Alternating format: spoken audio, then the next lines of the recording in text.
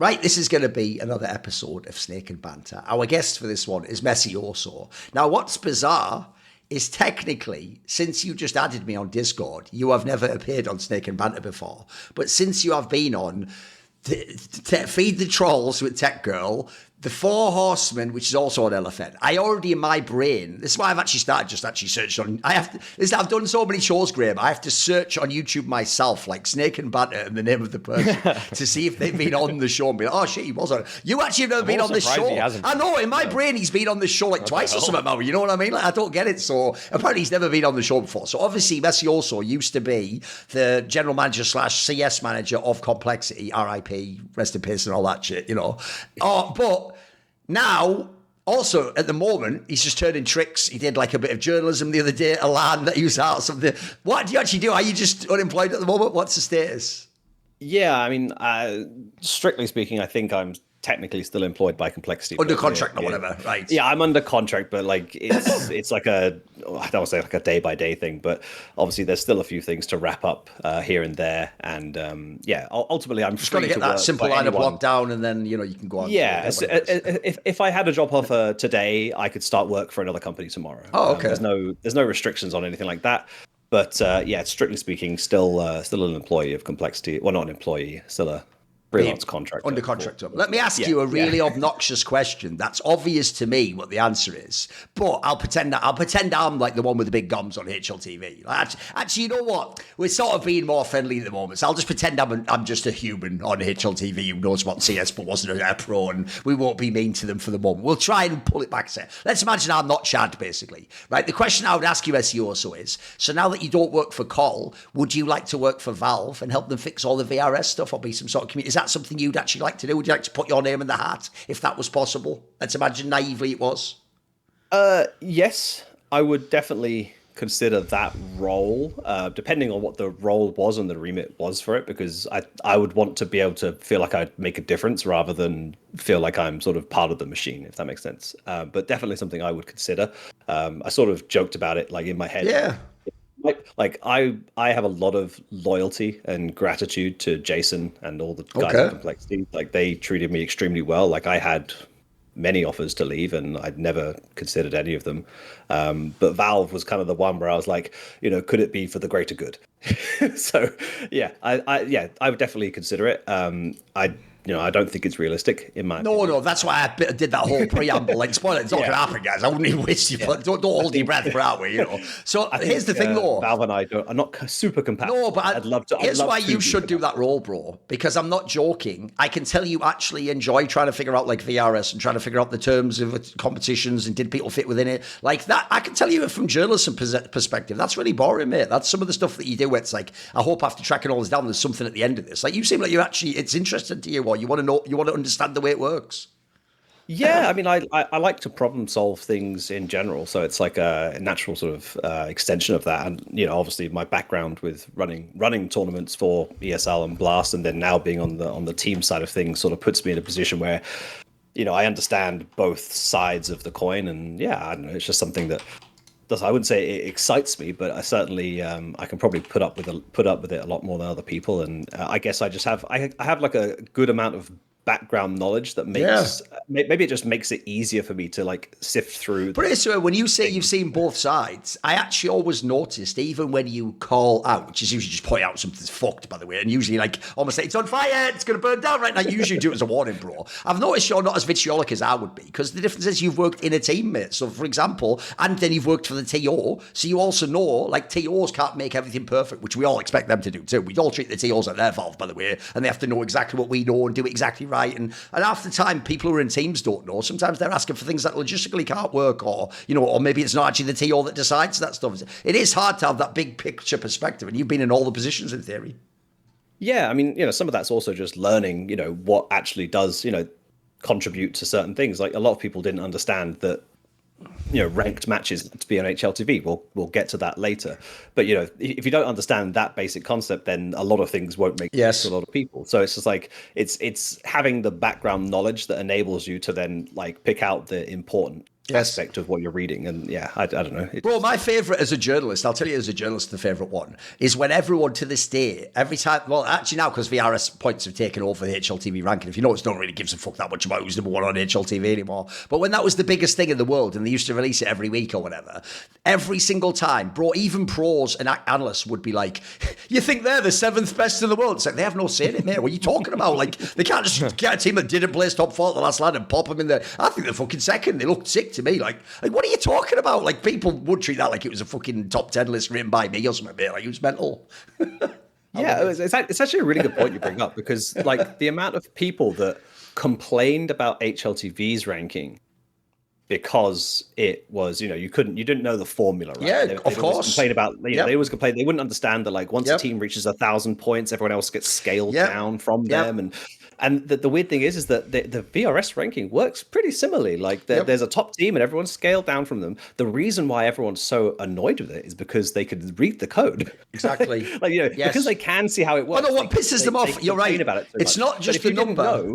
It's like that thing where the team who went to, I can't remember which fucking land it is now, that recent land that the team went to and they got like a bazillion point, like a plus 80 VRS from some shit land. Like, it's just knowing the mechanism that makes them mad. You're right. It's not even the outcome. Exactly, yeah. It's I think it was Land to Land. There was there like you a go. Russian team. They finished last. No, there was the team that like finished last of an event, but because because the prize money for the event was like $500, and because if you go from going from $0 to $1 earned in prize money is like instantly like 72 points. Fucking hell, right? So like, it's like the biggest like single jump possible, and like from there it will scale. Every dollar above that scales slightly less. But yeah, $0 to $1 is a lot of points. So the team lost, but because they lost, they then got their final placement of last place, and that last placement had prize money attached to it, which was their $0 to $500 or something. So yeah, they got a crap ton of points. Right, don't worry. A lot of this episode will be about VRS. So, but we'll obviously using the format, we'll manipulate you into thinking it is interesting and bounce back and forth. But let's just start, messioso. So, where do you what's good at the moment? What is actually a good thing to talk about? Right, so this is something that I hope gets proven wrong in the long term, and generally I'm against it, but right now I'm for it, which is I guess having a big brain and things. So it's the concept that LAN events, or like the open LAN events, are essentially a gatekeeper to higher rankings, which right now, especially in Tier 2 European Counter-Strike, it seems, is actually a benefit, because of the rampant cheating that is supposedly going on. Like, I'm not going to speak about the cheating, but I know it's been a lot of people have said it. A lot of teams have implied it. Yeah, I've not personally experienced it, but I've seen some of the clips and the videos, and it is that some people cheating. I don't know how widespread it is, but if that is the case and it is that rampant, then actually having these open LAN events almost act as like a gatekeeping mechanism for teams to be able to get, because the LAN wins aspect of the VRS is so important. It kind of forces teams to have to go onto LAN to earn the rankings to get to, like, certainly for the major qualifiers, but also now inside ends of the CCT qualifiers, and also for what will be the Tier 1 qualifiers next year. So I'm putting it as a good thing for now, but in the long run, it's kind of bad, because the idea that you have to pay to attend a LAN event to earn the rankings is generally against the whole concept of like the open system, because you should be able to achieve anything in theory, in a utopia world, without having to do that. But right now it's a good thing, because it's sort of protecting those lower end LAN invite spots from cheating, which doesn't seem to be being clamped down on. So yeah, that's my good point for right now, with the hope that it changes. I'm glad that LAN is more important than online, but the extent to which teams are going to, in order to just acquire VRS points by flying their players overseas to go to Blocktober, Fragadelphia, or just Frag Vegas, or LAN to LAN, or whatever. Actually, I don't know if that's invite only, or Draculan. That part's gotten out of hand. I do like what you're getting at, though, that there's a barrier in that they have to prove themselves on LAN. Like, what we won't get is this because of this this barrier to entry is that we won't get a group of 5 cheaters who have played CCTs, accumulated $70,000 over the course of a season because they've just cheated their way through those types of events. I'm not even saying CCT is the one that has cheaters in it, but other types of online qualifiers I'm not really keeping my eyes on. Those kinds of tournaments are pretty suspect. So to have to eventually prove it on land, that should be a good thing. I mean, I also would say that it's not impossible that there's some sort of malpractice. I mean, I remember at the early BetBoom events, the team BetBoom would always sit on, I think it was the left side, and then all the teams for the whole day were winning by sitting on the left side of the land. Fucking hell, bro. That was a why is like it have to be Russians though? Come on, you played into the stereotype. You make it too easy. Come on. I'm just saying that there was that one BetBoom event where all of the teams were complaining that the team that sat on the left side was always winning the matches. Which, if you had slightly better spec, you should be able to type DX diag and see the specs of the computer immediately. But there could be something that is a little bit better about being on those computers on the left. Like, who knows? It's some kind of like could be. Yeah. I'm not even trying to give anybody ideas here.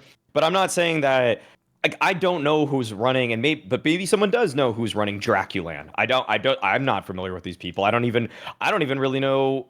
With some of these bigger prize pool tournaments, and who's responsible for them, but they get VRS points, and I like what messioso's initial point is, which is that you have to prove yourself on LAN in order to make it. And there, in a way, it actually might be better than MRQs. It might be better than the MRQs that were online, where there could have been malpractice with people playing only online matches to qualify directly for the major. I'm glad. Like there should always be some LAN component prior to qualifying.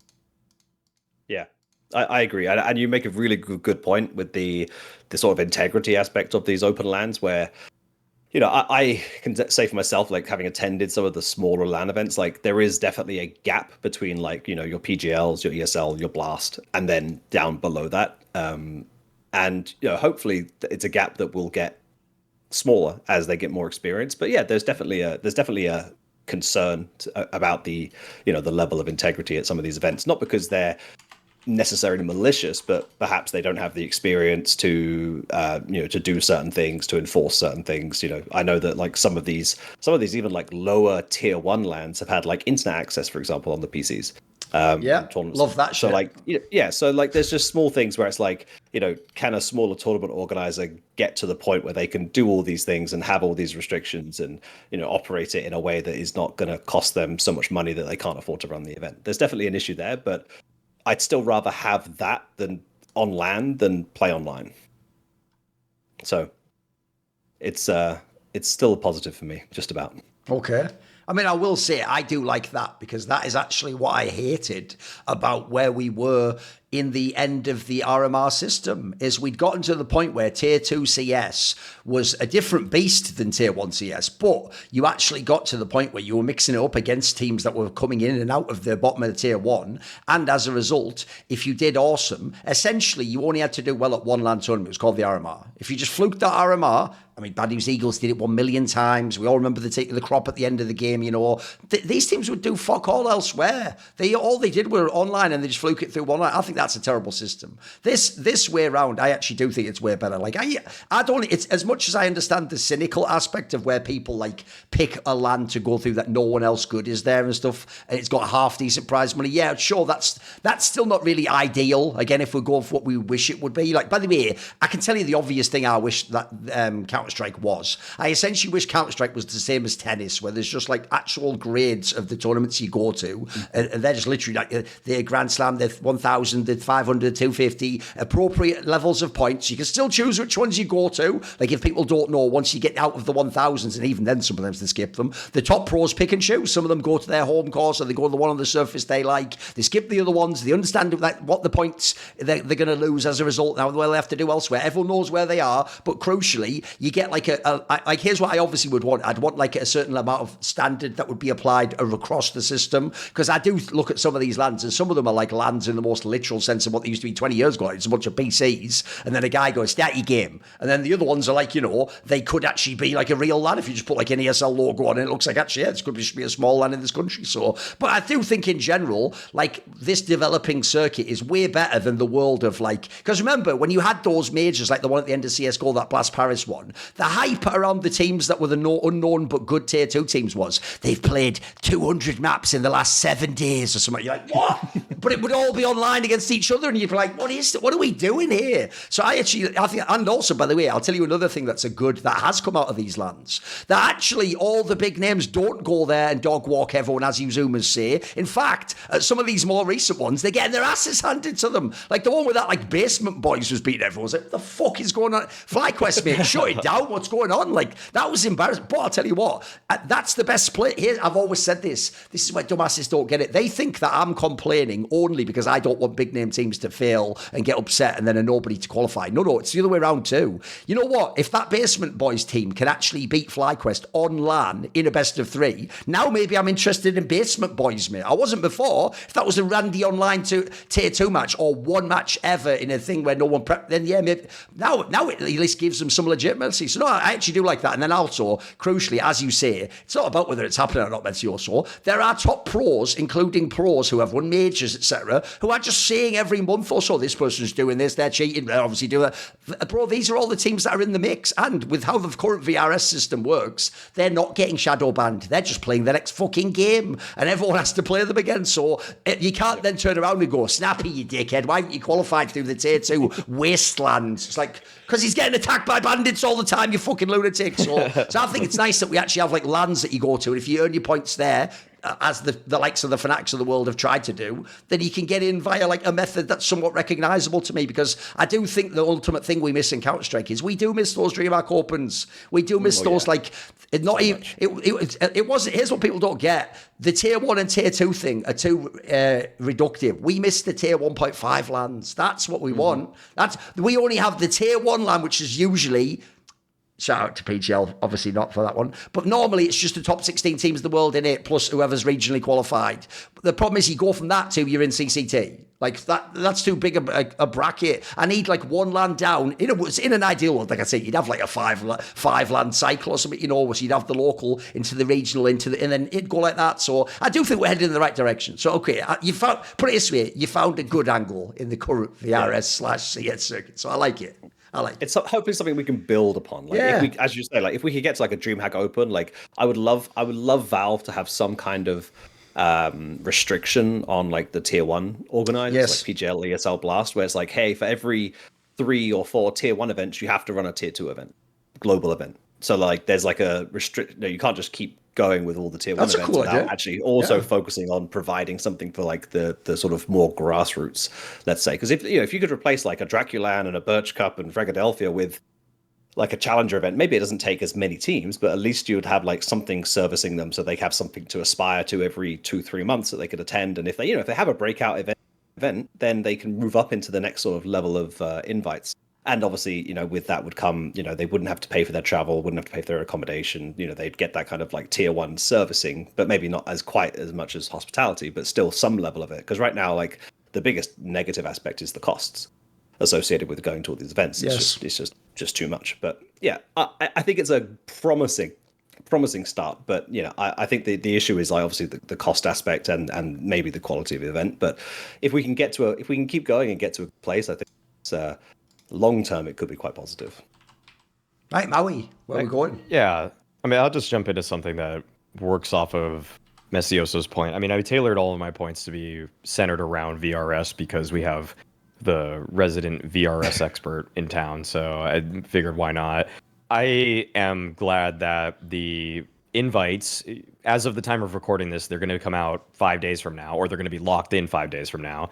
However, a lot of the movement towards the top end seems pretty stuck. Sure, maybe maybe someone can move in or out of stage 1 or 2, but for the majority of teams that are, say, in the top 2/3 of Europe, Americas, Asia, I'm pretty sure all of those are set. And I'm just glad that we already have a competitive field that looks to be, it's not lacking some of the bigger names that we missed at Austin. For example, at the Austin Major, because of the MRQs, we didn't have 9th ranked on HLTV Gamer Legion playing at the event, and we did not have 12th ranked Astralis playing at the event. Both of those teams failed at the MRQs.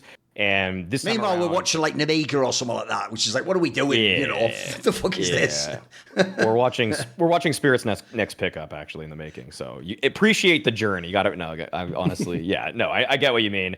Now, towards the tail end, there's going to be some move ups, move downs. It seems like I think there's a little bit of room for some of the teams to move around, but. What I already noticed is that this time around, the highest ranked team that we don't have is VP, who is 16th. So already the VRS system is working, and that's using HLTV ranking. So for the fact that we're using this system, even though with all of the complaints, all of the issues, and I'm sure we'll get into some of those, it's actually satisfied it's really actually served its purpose in a way that the MRQs and RMRs frequently fail to do, which is getting the best teams in the world to the most important most important tournament of the year. And so for that reason, I am actually thankful that we're using this system, because towards the top end, it has achieved its purpose. What do you think, messioso? Yeah, I think so. I think there's some issues with that, mostly around, and this is like a super technical kind of stuff, but like because when you get invites so early on, you think like some of the invites for the events that are happening right now were invited the start of July, so they're based off like the June rankings. That basically, like a good example, and this isn't necessarily like just to shit on them, because I'm not trying to do that, but like Liquid would be a great example, right? Actually had a atrocious season pretty much for like the entire season, but they had an invite to an event in end of September that they got earned from June. So like 3 months where they were unable to essentially drop out of level ranks. They did drop out. They dropped to like 22, but because they still had the invite from so long ago. Well, just be because they did that Melbourne run or whatever the fuck it was to the playoffs. Whatever it was. They earned themselves an invite to an event that was essentially 4 months in the future.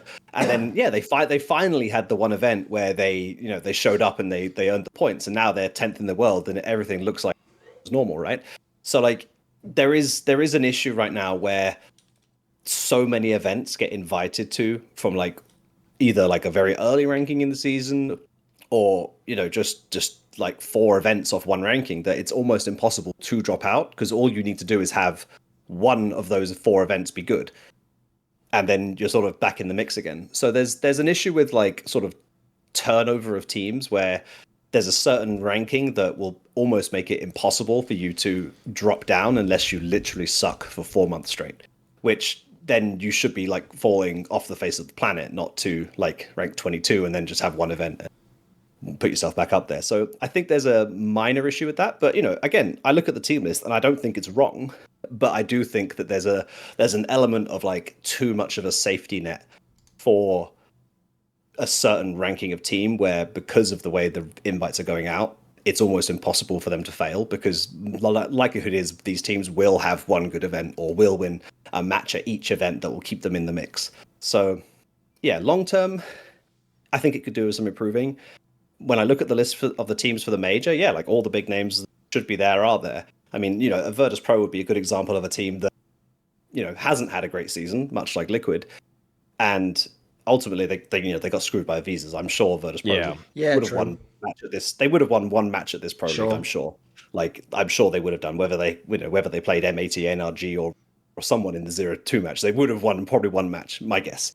So yeah, Virtus Pro are kind of a victim of unfortunate third-party issues, and they probably should be there as a big name. And I put them in the mix with a team like NIP, B8, PARIVISION. So they should be there. Yeah. But there's nothing you could do about visa issues causing you to miss the final event which you planned. Like that's just unfortunate. But for everyone else, I think it's pretty much about right. And then there should be 3 or 4 spots up for grabs for sort of the tier 2, tier 1.5 teams. So I don't disagree. The ranking has worked out perfectly, but there is some issues with it still. The joke is, I actually do despise watching Virtus Pro play, though. So even though, sadly, it's as a result of insane visa issues, which is obviously sad, that's actually, I won't be out. There's no, I'd say Ducks dry, mate. There's nothing coming out there. You know what? Tell me who else is going instead of him. Any of the other, I'll take them all. Nate, Bait, Passion, I'll take them all, mate. I'll take them all rather than these fuckers. So luckily on that one, it worked out. God has his favourites and the ones he hates. So, by the way, that's the title of the episode. God hates Virtus Pro. There, edit if you want a free one there, but put that up there. Then, because listen, you know, my homies over at eScore News, they'll go crazy for that one. You know, they have to take every episode and take all the drama out of it and do that. But really, we should just do that. I don't know why we make the episode and then feed them. We basically just make a giant bounty, a banquet. They just come in and eat. Why don't we just eat it? It's our banquet. But anyway, then I actually agree. This is why, Maui, this is why I hated the way they launched VRS, how fucking stupid and scuffed it was, because it made every moron just go, well, I'm not going to look into how it works. I'm just going to say the whole thing's bad, and what the fuck was the point in this? And the reason that sucks is I have actually been the entire time we had RMRs, especially when you had the fucking stupid regional invites aspect instead of just one big offer. I've always been against this because it does mean things like regions just mega gatekeep how many people get in and out, and you get an awesome European team that can't go, so you can watch like the third best NA team or whatever, and they just get their heads banged off. Right? I always wanted it, and especially the idea, we're just lucky it never happened. The idea that a top team could, for real, including world champions, have failed. It only happened once with outsiders at Paris.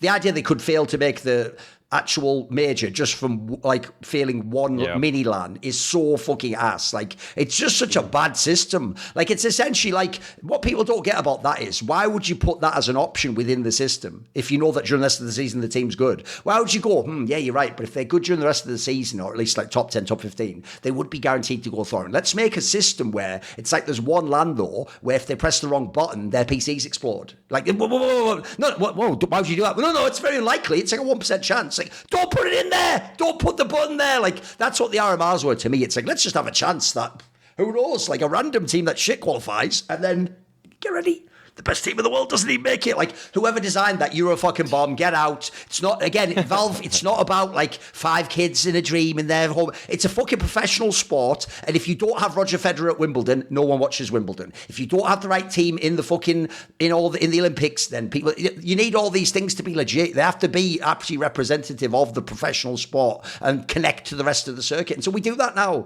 It's like you say, Maui, when you said that, I pulled it up.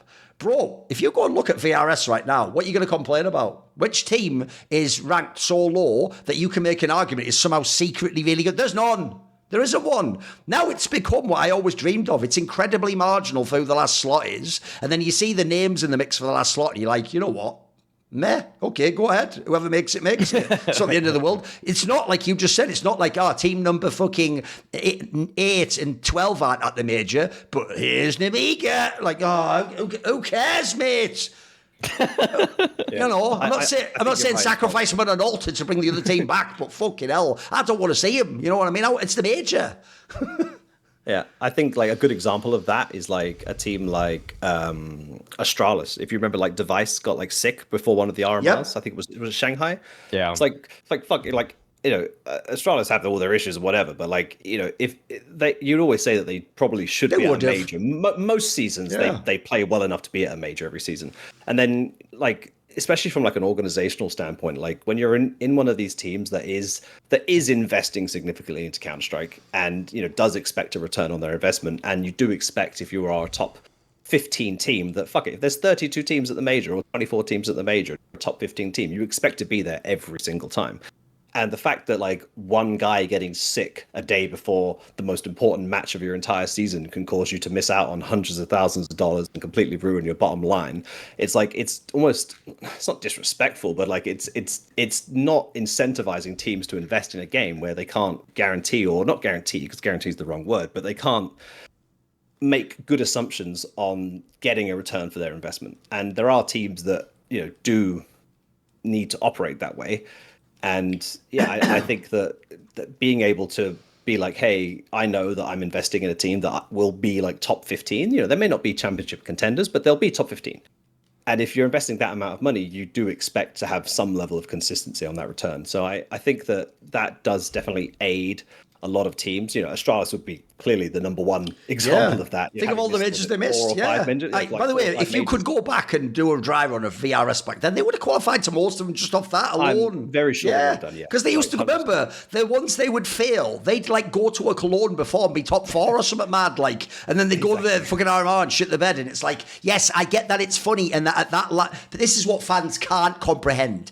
They themselves accept the rules that you don't have to accept, and then when the rule spits out something that I don't like, they go, well, the rules are the rules. It's like, we can change the rules. So they would go, well, there's a one qualifier, and if you make it through that one qualifier, you qualify. A good team doesn't make it through. I go, what the fuck? Now the major's not as good. And they're like, but then they should have qualified. Like, well, they can say that about anything, mate. Like, the point is, if you have the system where it's a circuit, we know they're a top 10 team, a top 8 team. They would just be there, and one bad land can't ruin the whole thing. Because the other problem was, it didn't reflect the circuit. I'd even argue that a famous failure because of VRS was a good thing, which is when that Team Liquid Super Team failed right out the gate. I'll tell you why it was a good thing, messioso. Because why the fuck did they make that team at that particular point of the year? Because they gambled that we'll just make it through this RMR. They did the opposite way. They just... Which super team? The 2023 one with Cadian and Naf and Twists. Oh, yeah. It was fucking huge, bro. Everyone thought that was going to be a top 4 team in the world. But they hadn't done any lands yet, bro. Remember, they had no lands yet. They just thought they'd go through the online qualifier, go into the RMR, and they thought... Their joke was, it's the RMR, it's only one land, lol, what could happen? And then the joke is they lost to Randos, didn't they? So no, they didn't. They lost to us and Furia. They lost to the 2 best teams. Oh, whatever. They had the one where it was the format was fucked up. Yeah, that was right. Screwed. That was it. Screwed by the seeding, yeah. But anyway, the point is... You would never build that team that way now. You'd build it at the beginning of the season. You'd give yourself a bunch of lands. Now, by the way, like you're saying, this is what I like as well. I like where people know where they're at in the system. Now you'd know if you're Liquid, because Liquid literally did this, guys. If you need to hustle and attend all the small lands, you'd know if you need to go farm some wins. You'd know if when you can change your players. By the way, there's another wonderful thing we have between the player breaks and now that we have a sense of VRS and what the lands are, we can now actually be general managers, bro. We can actually make signings when they make sense. We can bench the player when it makes sense. We can decide when we're going to fucking put out the big money for the new guy that might ruin the whole squad, but it might be good. There's an appropriate time, just like in football. You don't make the signing 2 weeks before the end of the fucking season. That's what we're doing the equivalent of in the old system. We're doing shit like a week before the major or something. Like, it was madness. Now we've got some sense of normality, I feel like. Yeah, I mean, I think we'll definitely begin to see some good GMing rewarded for stuff like that. I mean, like a good example like Rao would be like Tanier to Spirit, right? Yeah. Like he's gone to Spirit, but he's not going to get his stickers for the major because he got signed too late to go to the major. Twists to FaZe the same way. I mean, the FaZe Liquid one needs, because FaZe bought a player that essentially meant that Liquid were forced to go and play matches, potentially putting their VRS at risk to register a Liege on their roster to offset Twists being on their roster, because if he was on their roster, he wouldn't be able to be sub for FaZe because he'd be on a core roster for Liquid. So like FaZe made a buyout where they essentially, I don't know if they included it in the terms of the buyout, but essentially they were reliant on Liquid to go and play these open lands to go and deregister their player they bought, because otherwise they wouldn't have been able to use it in the major. And in all fairness, Liquid, I don't know the terms of the deal, but like if that wasn't included in the deal, like after they had their run at Fisher and they earned the points, they were well within their rights. Could have said, "Nah, fuck you. Just say now, we're dropping out." Yeah, yeah, of course. But then, like the way the rules work, I don't actually know how it fully would have worked, but yeah, there was a good chance that basically FaZe would have to go get a sub, and Twist gets his sticker money from Liquid for the signature sticker, but he doesn't go to the major because he can't play FaZe, or he could keep playing for Liquid. But the other thing is that the only reason Liquid had to go and play is because they couldn't use Liege to replace Twists, so they had to go and play. Like, but if their sub player had been a European player, they actually wouldn't have had to do it. Even if like Liquid, for example, could have lost at Birchland before getting their 5 matches, they could have then gone to the Philadelphia and lost in the first round of playoffs and not got their 5 matches or whatever it was, and we'd be in the same situation. So it's like a very, very weird set of circumstances that have allowed FaZe to get their buyout through, and he can play the major. But like, you have to question, did they consider that before making the I doubt decision? they did. That sounds like something they just found out after the fact and they'd scrambled, No, it's a very. I'll tell you, as someone who's a GM, I'll tell you something you'll appreciate, Graham. Here's another unexpected good of this system of having a circuit that now you get a sense of when the beats are, that like when essentially the transfer window should be, or when you can do moves. Like, I'll tell you what, Graham. If you tried to tell a pro with no financial disincentive, you can't just move teams and, play God with people's franchises in the major spots. They'll go, "Who are you? I am a pro. Look at my sick headshots. Haha, I want to be in their team. You suck and I hate you." But if you go to them, Graham, actually, if we do this deal in 2 months or 2 months earlier, you actually get millions of dollars and stick them. All of a sudden, they'll understand me. They'll actually act like professionals. They'll actually realize why we have to do deals at certain times, not just when they feel like it because they woke up like, "No, I don't want to be in this team anymore." But I think that's a good thing too, mate. It actually incentivizes. By the way, it incentivizes understanding this system and then reacting accordingly. That's good. That is good. Yeah, absolutely. I think there's a lot of. I mean, it's actually my bad point, so I'll leave it for now. Okay. Yeah, okay. We'll get to it later. Yeah. But yeah, there's definitely some. There's definitely a lot of options for good GMing now. Not, again, not necessarily from, picking the right quality of player and scouting, but from understanding when and where to make moves. I know there's a lot of teams right now who are frustrated with the fact that they can't make moves because of, the amount of invites they've got, and they've already changed a few players and they can't switch from their 3 or 5 cores and things like this. And, they didn't think far enough ahead in time to like, when will those points drop off and when can I, make a big change? So there's a lot of teams right now that are kind of stuck, which, is maybe a counterproductive aspect of the ranking, because it does potentially lock you into having a certain amount of players. But it was nothing that we didn't have before, because like ESL's required 3 or 5 players from their world ranking to go to all their events, and most of the teams required that anyway. So it's not a massive change, but it's definitely a more like formal change in the system. So it will reward teams that can make good scouting decisions, that don't get the wrong player and then have to kick them after 2 months and then have to get another player and things like that. So yeah, hopefully it will be a benefit long term, that people will start making smarter and better decisions, because they'll get punished if they don't. Right, for my good point, I have picked one where I might have to do a little disclaimer.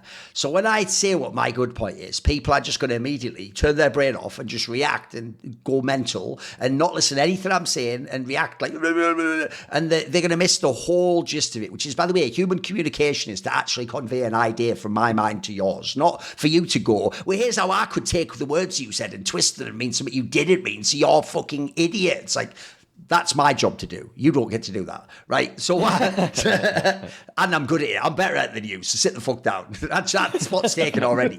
So, my good point is this, that Falcons has signed an academy team. You're already going to do it. Pause. Don't go crazy. It's not about the specific team. It's not about NATO Safix, and is there a conflict of interest with this agency having it? Seems like there is, by the way. It's not about any of that. I don't even fucking like NATO Safix. People might know that. I don't know any of the players on their academy team. Here's why it's a good, and it's even a counterintuitive good, because people are going to think I'm somehow shilling for Falcons again, which is hilarious, by the way, because outside of this show, the second I step outside, I would be on like the Saudis hit list, you fucking idiots. I turned down millions from them, and I constantly publicise that they're doing a terrible set of things in the industry and all. So the idea that I'm shilling for them is insanity. I'm shilling and I don't get paid, you fucking idiots. In fact, I can't even work ESL events because they fucking own them. Think about it, you morons. But anyway, that's all good. Put that to one side. Here's why it's good that Falcons has signed an academy team.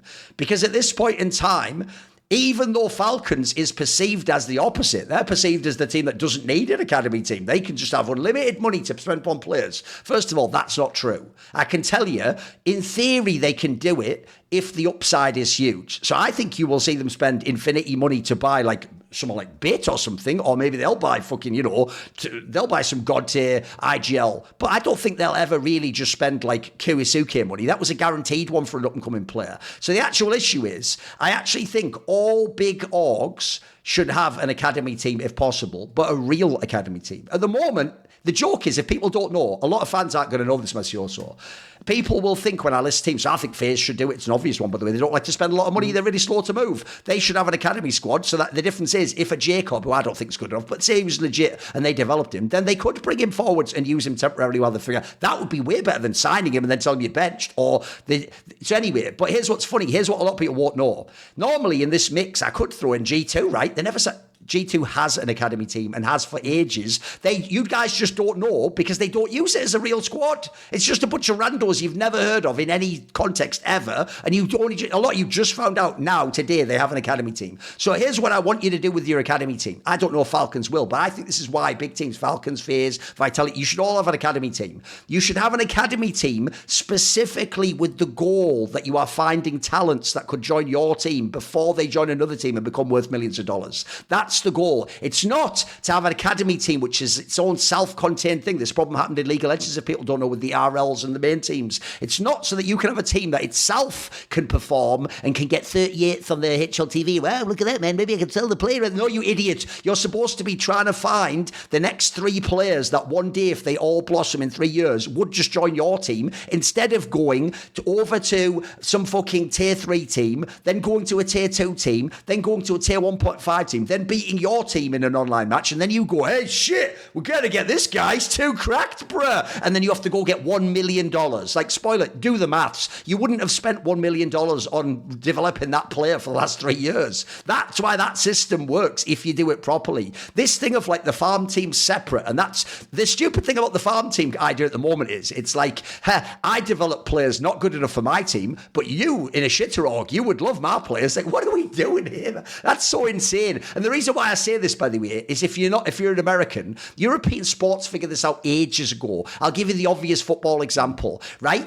Barcelona got it in their heads because of this era they had in the 2010s where they signed giant players. We're like Real Madrid. We just signed all the best players. And then they had a squad a couple of seasons ago, Graham, if you remember, where they weren't very fucking good. So what they realised was, wait a minute, that's not who we are. We're Barcelona. We have the straight fire fucking academy squad. And we even bring the coaches from there. So why don't we just do basic, by the way, spoiler guys, Mouse just basically copied what Barca do. So they just did like, why don't we just get our coach who used to work with the who should we get? And spoiler, it turned out they had all the sick players in the fucking academy and magically they're right back where they need to be without spending Real Madrid money. So even though Falcons could spend the Real Madrid money, it's just a bad way to do business, mate. And it will attract this stupid reputation now, because you know it's in football, this is notorious. If you spend the $1 billion every 2 seasons, you're a dickhead even if you win, because everyone goes, what you spend all the money for?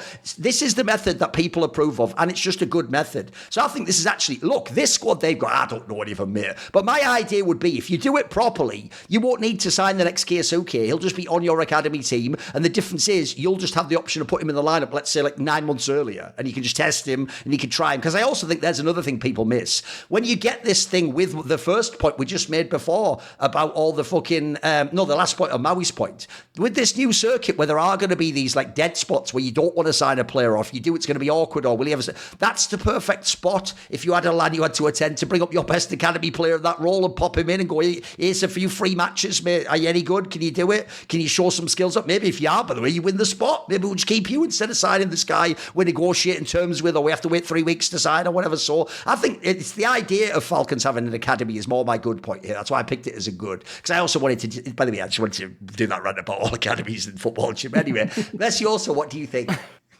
Yeah, no, I completely agree. I saw in, I don't know where I read it, but I saw in some part of their announcement, they said like their intention, I think it might have been the HLTV news post they did about it recently, where they like very clearly said like, you know, they want to have players available to step up into the first team if there's sickness or things like that, which is, it's like, yeah, that's what an academy team is good for. That's what it should be used for. And yeah, as you said, like Maus are like the prime example of like a team that runs their academy in an extremely good way. I mean, their coach came from the academy, Cyclone. He was one of the guys who was working with, you know, Torzi, JDC, Zershan, Shui, Jimfat, like he worked with all of them on the academy team before they got promoted. Like they're a perfect example of like, again, like, you know, look at how much money they must have paid on buyouts. They bought Brolan from NIP. That's it, right? Like in the last like 3 years, that's all they've spent on buyouts, I assume. Like that's crazy good work. Oh, Spinks. They got Spinks from Vitality. But the notion is they probably didn't have to pay much for that. It feels like that was a bargain deal or something, you know. Quite possibly. I don't know anything. But you're right. They very rarely ever did it though. But the reason they might have had the money for Spinks is because they've been saving money on all the you know, super high quality players they've been getting through their academy. You know, through that system. So you know, Spirit. Like look at Spirit's academy. Spirit's academy's been doing the work for years and years as well. So there's some really good academies out there, and I agree. I think every team of a certain level should aim to have an academy, and as you say, like, you know, the goal should be that you can bring players up, and or you can sell them if you need to. I got asked this question a lot with complexity, because everyone's like, why doesn't complexity have an academy? And the answer was pretty simple for me, is that in North America there's not enough space to have an academy team, because the academy team has to play something still. Yeah. And like Team Spirit can have their academy team playing CCTs, because Team Spirit is never going to play CCT. But like a good example was like Na'Vi Junior recently got so high in the rankings that they actually could have been playing events, or could have been invited to events that Na'Vi were playing. So they took the sort of the next step, which is to get sold. Which again, Na'Vi, I saw Na'Vi are rebuilding their academy team again, and the cycle will continue, I guess. But if you have like the right people in place who can build and develop that, I think Blade has some level of oversight over the academy team as well. Like he's sort of more of a overarching, or at least he was at one point, like an overarching kind of CSGM kind of role. Either before or after he became the coach of the main team. But yeah, like I think like programs like that are hugely beneficial, and would help reduce a lot of the financial stress on some of these teams, because some of these teams are like, oh, we've got to go spend $500,000 on another player. It's like, think about how if that $500,000 had been invested over the course of 3 years into 5, 6, 7, 8, a bit of rotation on players, that you probably would have got one that would have fit the bill and could have been integrated, and you would have still had the opportunity to have 4 more. So yeah, I think long-term academies will be the future of how top-level teams operate. Much in the same way that, as you say, in European football, like especially I think in like Spanish football, the academy teams or like the B teams can play in the league structure as well. So you see like Barcelona B and Real Madrid B are playing each other in like the 3rd division of Spanish football, and that gets them like a certain level of competition that then enables them to put like proper players in there and develop them into like adult football from kids football. Obviously, there's a physical aspect in football, but yeah, I think it's definitely the future. But it does involve having a lot more talented and knowledgeable people in the management and coaching side of things, because you can't just rely on like one person and to just sort of like raise 5 kids and develop them into top tier Counter-Strike players if they're not like the nurturing, good level coaching. And also you need to ideally have players that will be able to actually slot into your team and that do play a similar brand of Counter-Strike. And that obviously comes from the coaching and having like the connection between the main team and the academy team. Like notably, like all the Barcelona teams throughout the whole La Masia Academy all play like the same style of football in the same formation. That's a United benefit too. Yeah, they're learning, year on year on year on year to be, I'm going to be that guy in the first team, and that aspect can be a little more challenging, I think, in Counter-Strike because of how IGLs are so integrated, like they're almost like the tactical leader rather than the coaching staff. So like, to tell an academy IGL he has to IGL exactly like Shui was IGLing on Mouse Sports, like that must have been like a crazy, concept to some people. And that makes it a lot harder to get that sort of level of continuity, but it's definitely possible.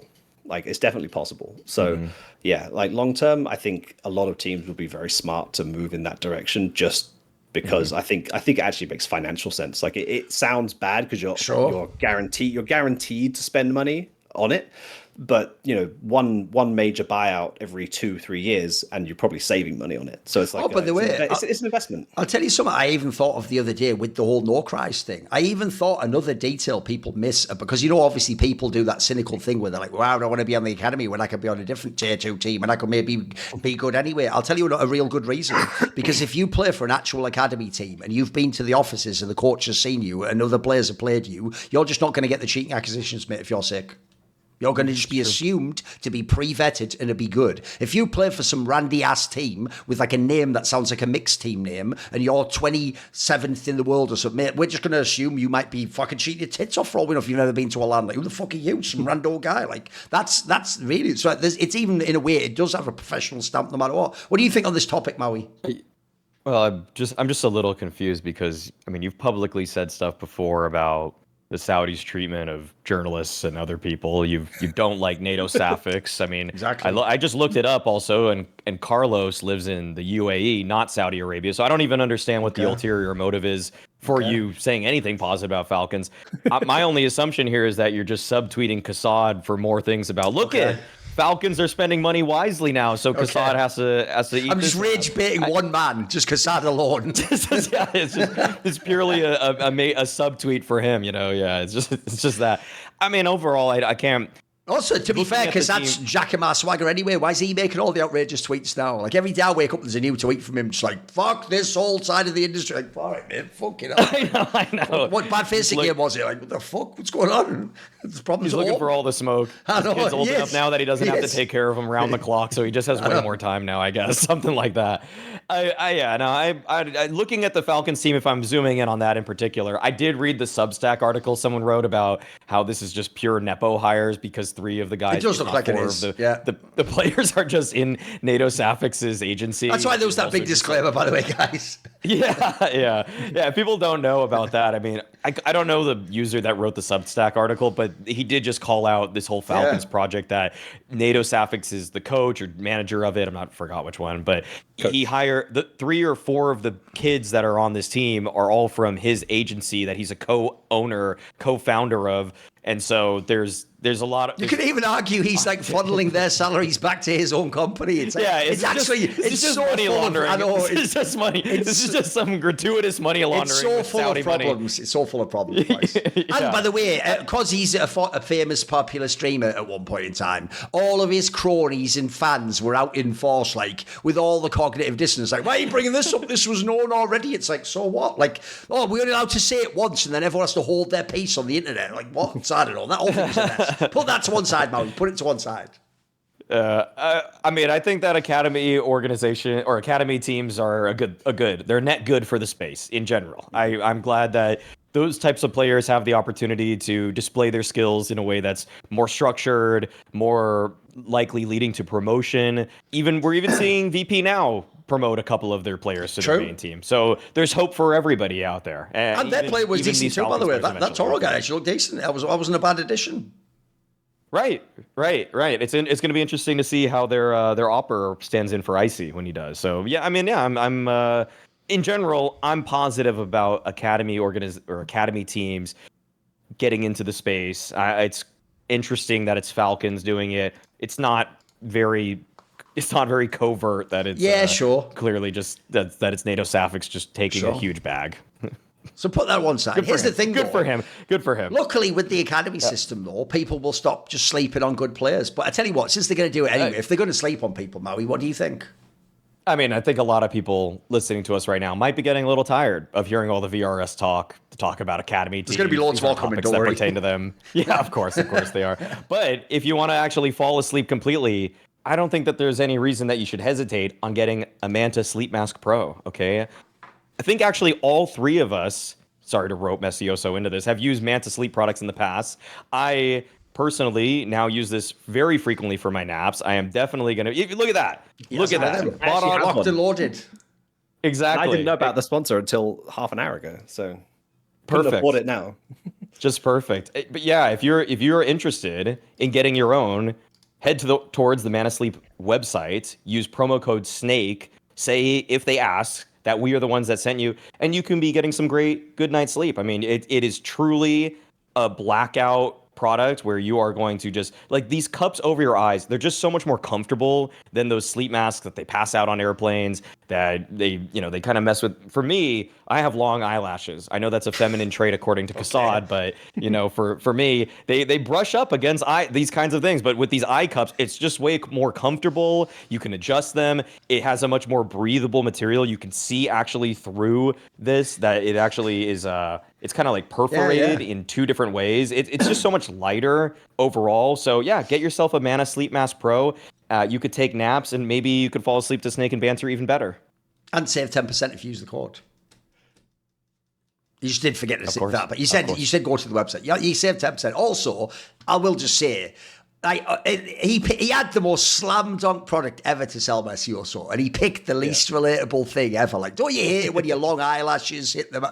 I agree, though. How did he fumble that? It's a real complaint I have with regular eye masks. It's an actual real complaint. It's being real. It's actually my personal testimony on using this. True, they actually do want authentic testimony. Authentic, true. Yeah. I agree. Like, you see the thickness of these eye cups. Like, your eye, nothing touches. Like, I'm helping you out, guys. Like, I genuinely like I have my own. Yes. Like I genuinely use this legit. like every flight I take. It slots in I've so been using nicely. been using them for 8 years, guys. Like that's how long I've been. And the most obvious aspect is the fact that it completely blacks out your whole vision. It's OP as fuck. Like you might not realize it, but actually it just makes it way better sleeping. By the way, the best thing obviously is to have a nap with it. Just have like a 20-minute nap during the day with all the lights on. Yeah, perfect. Right, let us go now to the bad section. So, spoiler, I don't think it's that crazy to imagine where he's going to go with this. What do you think's bad what's bad in CS at the moment? Checks notes, messioso. Yeah, so I'm gonna hone in on one specific subset of VRS not understanding, and for me, it's actually the amount of teams and players that just still have.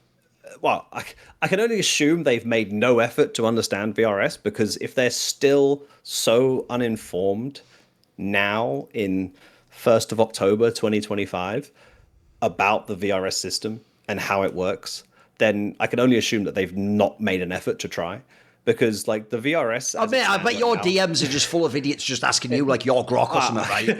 I don't want to call them idiots, but yeah, like a lot of tier one teams. Fucking hell, team, bro! You have your own people who work for you, and you just message your name like, "Can you please do this for free and tell me how it works? Do my job for me."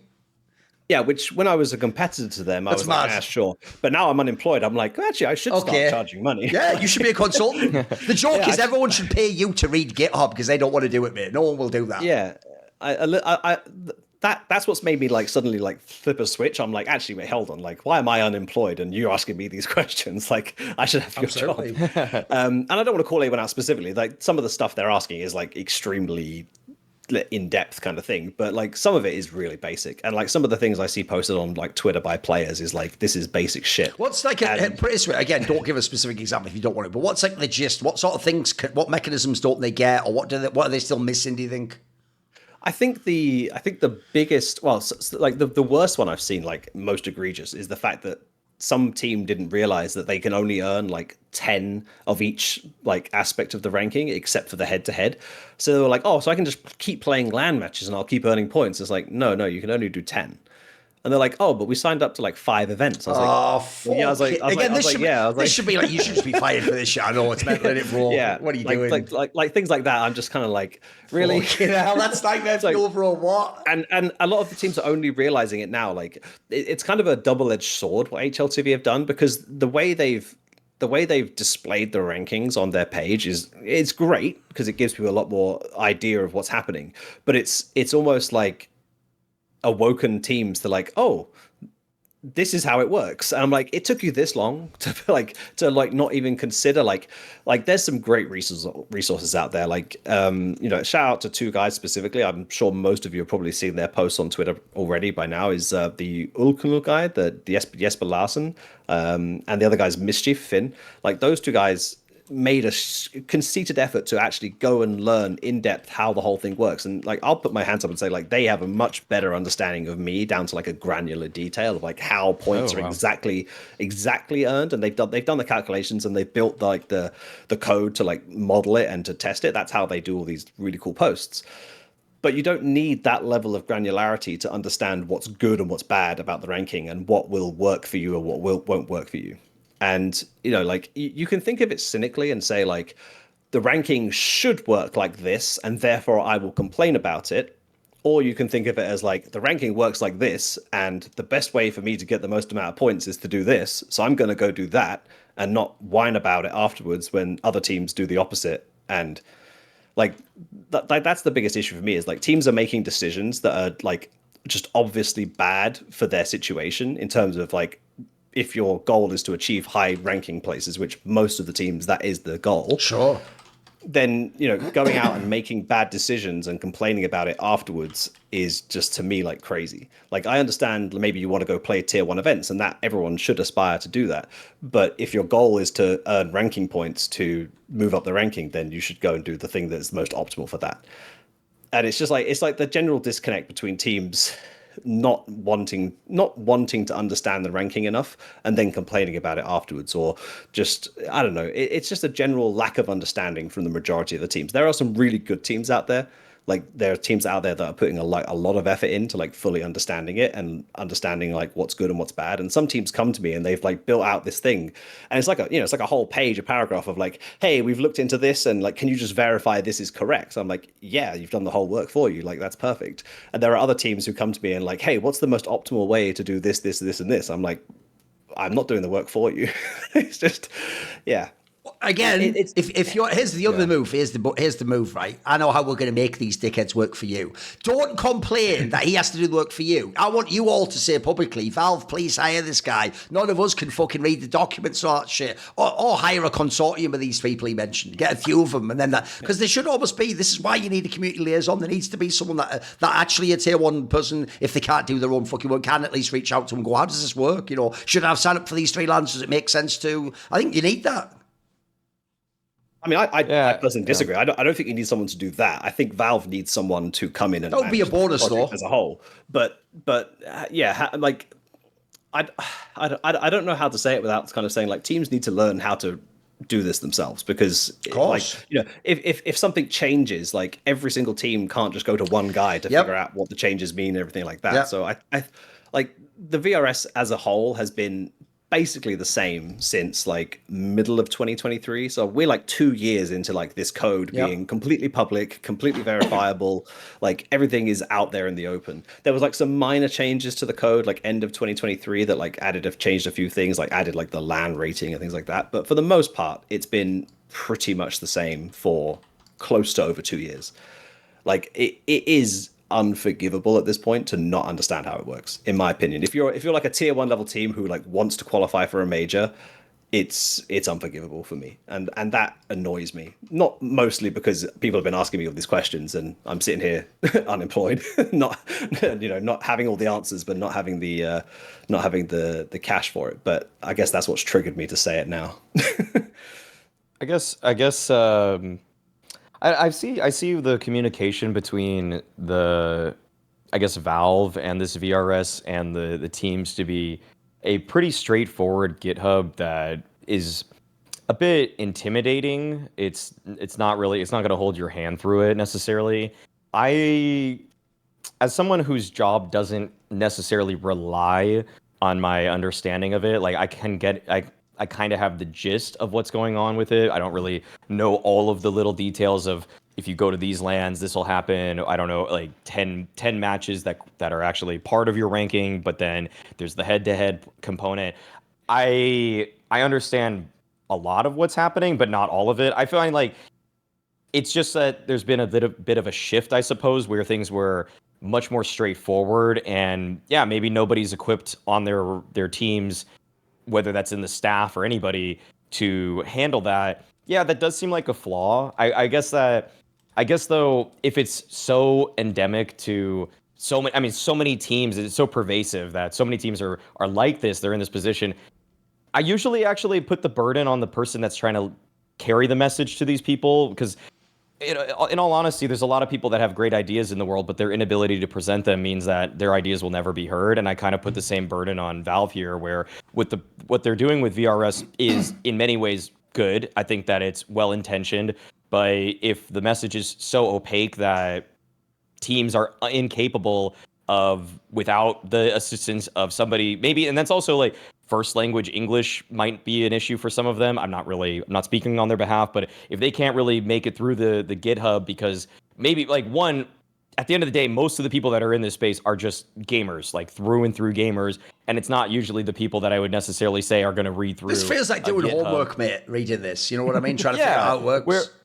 Whereas before it was pretty self-explanatory. You go on the Face It website, or whatever website, challenge mode. I'm just naming these random websites that you would play the open qualifier, in which case you get to the closed qualifier, in which case you're invited to the RMR. And if you get through that, you make it. I think it was a lot more straightforward. And if you couldn't understand that and how to register, because there were times before when people just couldn't register, I'd say drop the hammer on them. Like you should be able to register for this. This was always your fault. But for this one, I'm just a bit more forgiving with them, because as someone who has taken a little bit of time, but not as much as I would expect a professional team to have taken. I can be slightly more empathetic to the struggle of trying to read a longer document.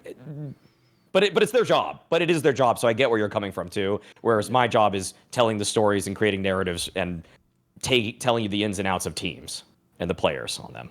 I mean, without calling out specific teams, I'll just go one further, messioso. I can see teams already who absolutely, someone in their org, whether it's the GM, the CS, someone should be fired for how their season has ended, because there are teams who didn't even think through the whole, like, do we need to attend like a LAN until way too late? Like, there is some madness. Yeah. And there are some that might have even gone to the ones where it's like, again, they just look at the team list like, it's okay, we'll go to this LAN, win every single game and never lose once. And if we don't lose once, it's all, you fucking idiot. That's not how it works. Again, so by the way, I'm shocked by how many teams, players and fans weren't even aware of like how things work with sort of almost like the ELO system built in. So they didn't even know there was a downside to going to these LANs. Like, again, this is why it's a complicated topic. It's just not as simple as people think. And also, the reason why the VRS is complicated is because it isn't just this one thing determines this. It's like it's essentially an equation with multiple factors that like attenuate the overall score at the end. Because as you say, people's first, this is the like morons understanding of it. They just went, oh wait, so basically I just go to LANs and then I win on LAN and then I'm at the major. And it's like, well, no, because the loophole there's obvious, isn't it? Like, if that was the loophole, then if your NIP, you should never play tier 1. You just play 7 small LANs and just try and win them all. Like,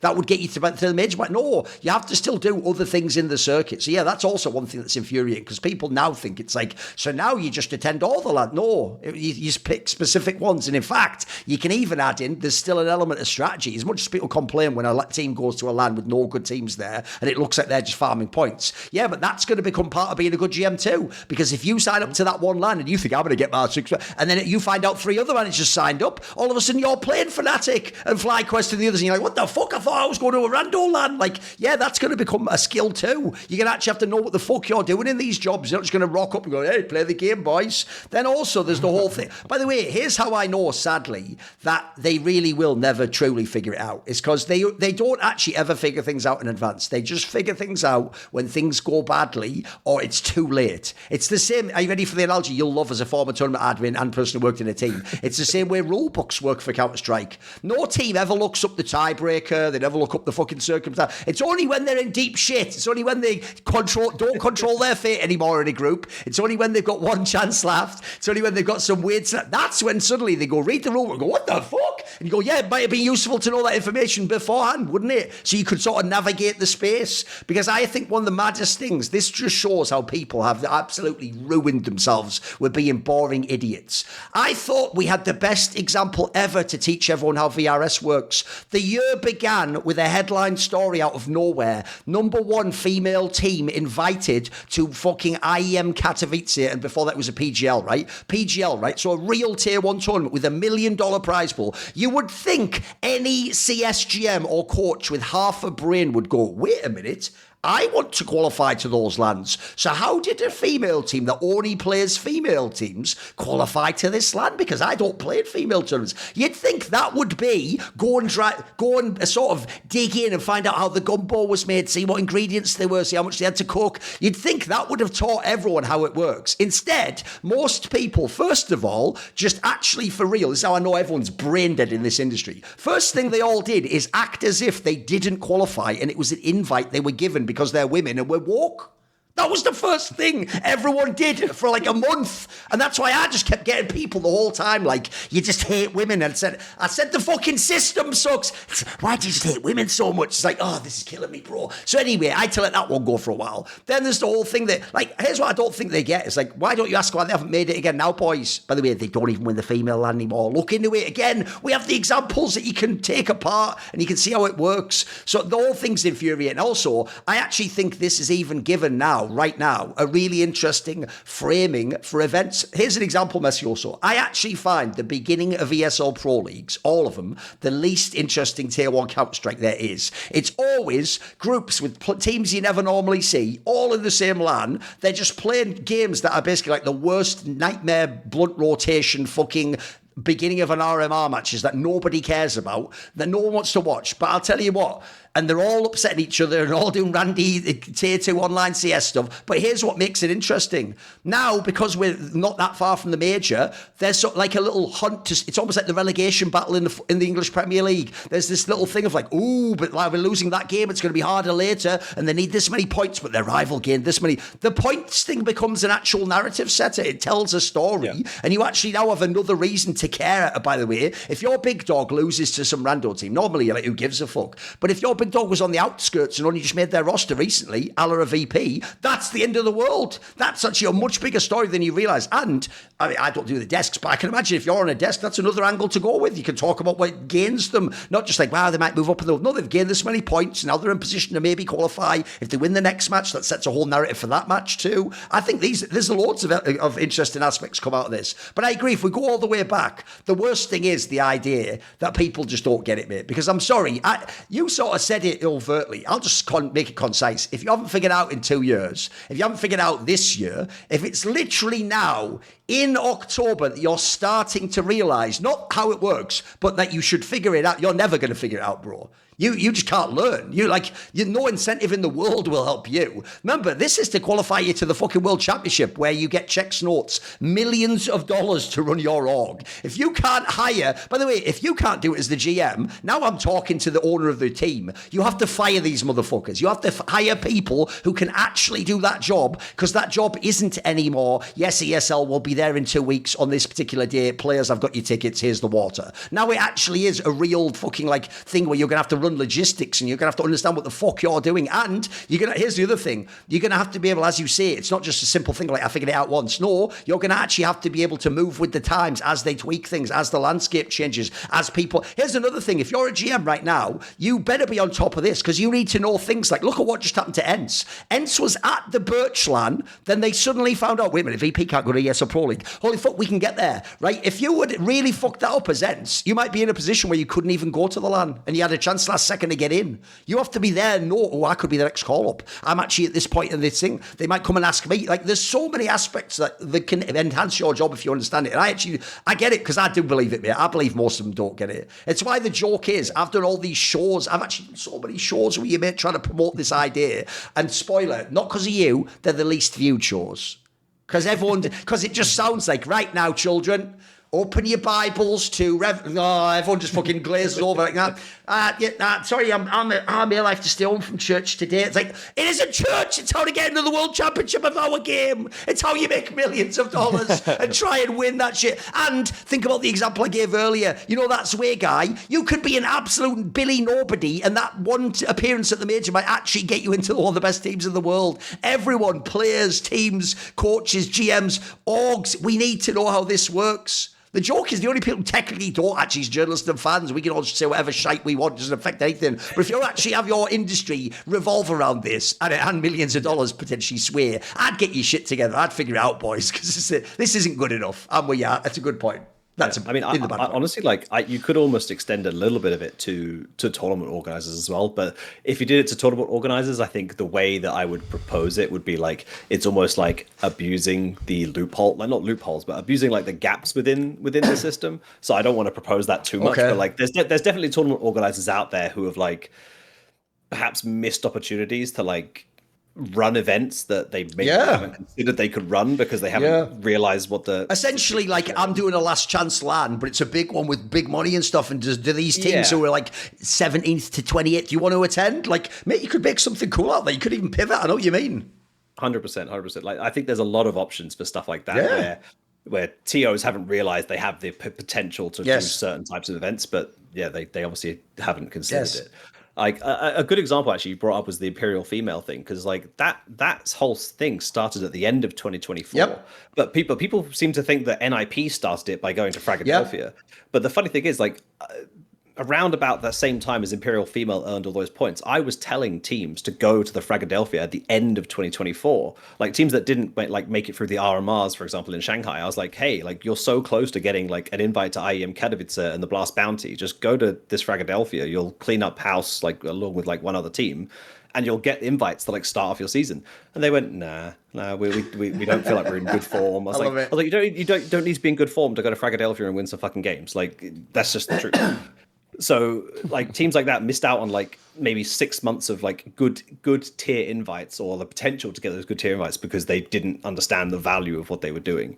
And like that same team, weirdly enough, is still making the wrong decisions now. So like I don't think they've ever learned how to do it. But yeah, like it does boggle the mind that like it's taken until like this cycle of the major for teams to realize how valuable some of these events are. I guess that coincides with the fact that now this is the first major that's fully invite only, right? Because obviously previously there was the MRQ system, which gave a bit of breathing space to some teams who like it was a halfway house. They didn't make the invites, but like, oh, you know, we'll get through the qualifier. I mean, you know, Astralis probably feeling bad about that right now, but you know, it seems like, you know, we didn't make the stage 2. We had to go through the MRQ in North America, and that was painful for us. Like we were very concerned. You know, our situation also, the fact that we went from PGL Bucharest straight to the MRQ and then went straight to Melbourne. Like we had like 3 days to play everything. It was pretty stressful for us. But you know, we missed out by like 5 points or something because the Bucharest event didn't count and only the stuff we played before did. But yeah, it's painful for sure. And yeah, I don't know if things are going to work out in the next season in a more sort of, I don't know, less gold rush way than they have this time. But yeah, it's the teams definitely need to figure out more about how this all works, and you know, try and plan out their seasons a bit better, for sure. But you know, I just want to reiterate, like, you don't need like a level of granularity where it's like, oh, I could earn like 5 extra points here and 4 extra points there. Like, you just need to make good decisions about like where to play and when to play, and like why you are playing and what you're trying to achieve. Like, obviously you can't plan to win matches, but you can plan to play matches that are going to provide value to you without like decreasing your issue. Like, there's a lot of teams right now that have just simply played so many matches that everything they do is just worth less because of the head-to-head recalculation, which again has been there for 2 years. Like, it's been there for 2 years, so it's pretty well known. I think the main issue is why it's become an issue now is because of like the HLTV live version of the ranking, which gives people like the sort of like the visual aspect of like seeing how the ranking is working. But like, if you were a team that took this seriously, you would have like hired a developer to like say, hey, just look through this code and write out like a 2-page document of like how it works, so that I can, you know, you don't need to understand how that interacts with the ecosystem. You just need to tell me how it works, and then I can take that information and apply that to the ecosystem. And, you know, maybe, yes, they'll make a substantial change to the model and how it all works in a year or 2 years or whatever. And I'll just hire you again for half a day, and you can tell me, you know, you can just look at the changes and see how it works. But if you're 2 years in and you haven't thought of doing something like that, or getting someone to give you that like general idea of how it works and what it values and what it disincentivizes, then for me, it's like you kind of, you know, you're 2 years too late already. So yeah, that's my bad point. Go on then, Maui. I guess my bad point would be a team that probably knew what they were doing on the GM side. So I guess they deserve some credit.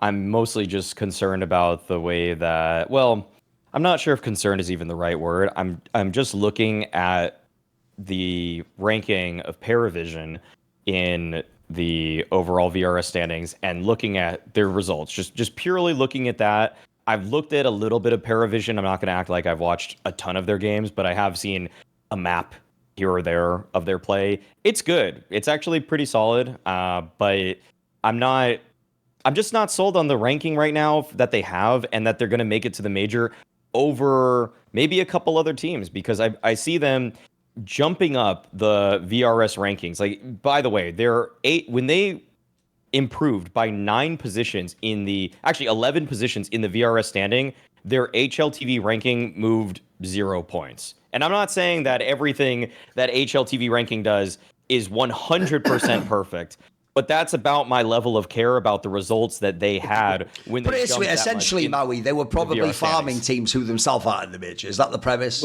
Was that the land to land from last week, right? Land to land. That was land to land. Yeah. Half of those were even mixed teams as well, as far as I can tell. Or like they were mixed teams. It was nonsense. I mean, they beat teams that fan favorites like Nuclear Tigress, Nine Boom Pro, Tabuk Cat B, Tipu, and BetBoom. Yes, that third one was like I was reading a fucking I'm proving that I'm not a robot because I was able to read that. You know, that it's ridiculous what they accomplish at Majestic Land to Land to improve around 11 positions, to leapfrog into, or really slingshot themselves into the running now to making it to the major. And the Blocktober event may still is going to happen, and so there's still shakeups that are very possible for qualifying for the major. But as of right now, the time we're recording this, they're 15th, so they have a buffer room of a single team, like Gentlemates is beneath them, also qualifying to the major as of right now. And I'm not saying, like, again, all the teams beneath them deserve to be there, but I admit, and you know what, I don't love VP either. I don't really get that much satisfaction out of watching this team today. They did have a bad season, but VP has beaten tier 1 teams on LAN this season. I mean, they beat, at the Fisher Playground event, they beat 3D Max, okay, which is a team that's making it to the major. They've beaten FaZe, they've beaten LinVision. I don't know if FaZe was actually on LAN. I think that might have been prior to the that was actually in the online portion of the bounty. But for them to not make it and for PARIVISION to make it, I think in some way it is funny. It's admittedly funny that James is now one-upping his old organization. So there is some sort of poetic justice there that I like that. I like that part of the karmic retribution that seems to be serving right now in the VRS standings. But at the same time, if you actually look at the PARIVISION results and standings and why they are in the position that they're in, it's extremely hard to justify that. Like just before this at Star Ladder, they only won a single series versus Bait. They'd lost to NIP. They had lost to Gentlemates. It's just surprising that a team was able to vault themselves so far so quickly in a land that did not see. I don't think it merits not 11 positions of change. What do you think? So so PARIVISION, like I just want to shout out PARIVISION actually, because at the I was saying it seems like the team that you should like because they made the right choices in the lands that they attended. But do you know, I think at the start of this year they were the smartest team in Counter-Strike in terms of understanding the VRS. The way they transitioned their old roster to this new roster was like perfect. Like the way they knew they had to keep like 3 of the old players, but they could bring in 2 new ones, and then the new invites would go out, and then those players would be on the new invite, so they could then bring in the next players. Like the way they transitioned their roster at the start of this year was like inch perfect. It was absolutely amazing. So I think they understand the VRS really, really well. I think they've played the game perfectly. I can agree with you that maybe the way they've done it isn't representative of how good of a team they are based on where their ranking is. But like in terms of, you know, good GMing and playing the game, like I have a lot of respect for the way PARIVISION have done like the whole of this year essentially. Do you know what the worst thing is, Maui, about your situation? If they hadn't played so much online, they would have earned even more points from those LAN events, and they still have. Because they do play Brazilian online games. What even is that? Right now they've got 5 LAN wins that are full value. They've got 1 that's 17% value, so they still have a space for 4 more. And like again, they've played so many matches. And for those who haven't seen the whole head-to-head aspect of things, when you play, when you improve your ranking in like the main aspect of the ranking, your head-to-head gets recalculated after every match. So every single win you've got will reduce in value because they now consider you to be a better team, so you get less points from the head-to-head. But every loss you get loses you more points because they consider you to be a better team, so you've now lost more points. So if they didn't have like a huge backlog of head-to-head, like they would have earned even more points. They've played 90 maps in the last 3 months. Yeah, like they've finessed the system so well, and they haven't finessed the system that well. Like if they had like slightly less volume of matches from like playing somewhat unnecessary tournaments, like they would have even more points and they would get more value from like an event like Land to Land. So like I have a respect from the fact that what they've done is quite incredible and they've like almost planned everything out perfectly. Like obviously as a Russian team, they're kind of limited and like they can't attend like they can't attend all the Draculands and all the Birch Cups and Fragadelphia. So they have to take what they can get, which is the Majestic Land to Land, which let's be honest was basically like the Russian version of that for the Russian teams that couldn't leave, which, you know, people can argue, oh, that's unfair because they get their own tournament, but like it's not like they can attend other stuff, and I don't want to get political. Also applies to everyone. Brazilians have theirs. Everyone gets. Yeah, exactly. Yeah. I mean, Asian Counter-Strike is the worst for that right now. Oh, mate, a lot of people don't even know that Tyloo had a LAN recently. Tyloo had a LAN, they played that recently with all the other squads. A lot of people just don't know. Yeah. So, like, I have a lot of respect for the way PARIVISION have clearly actually understood the way they maneuvered their roster earlier this year, like, was a clear understanding. And the funny thing is like a team like NIP could have done the same thing. Like when NIP were like accepting those like wild card invites where they had like Jax play because he was like a wild card eligible player from the year before, they could have just transitioned their roster with their old roster because they still had all of them contracted from their academy team. Like they could have just like slotted in a player here, a player there. Then like the next invite would have come across, and then they could have added 2 more players, and they could have actually just carried on playing like high level CCT invites. Instead, they were like entering CCT at like the earliest stage possible, which wasn't even covered by HLTV, and like trying to grind their way to the HLTV games.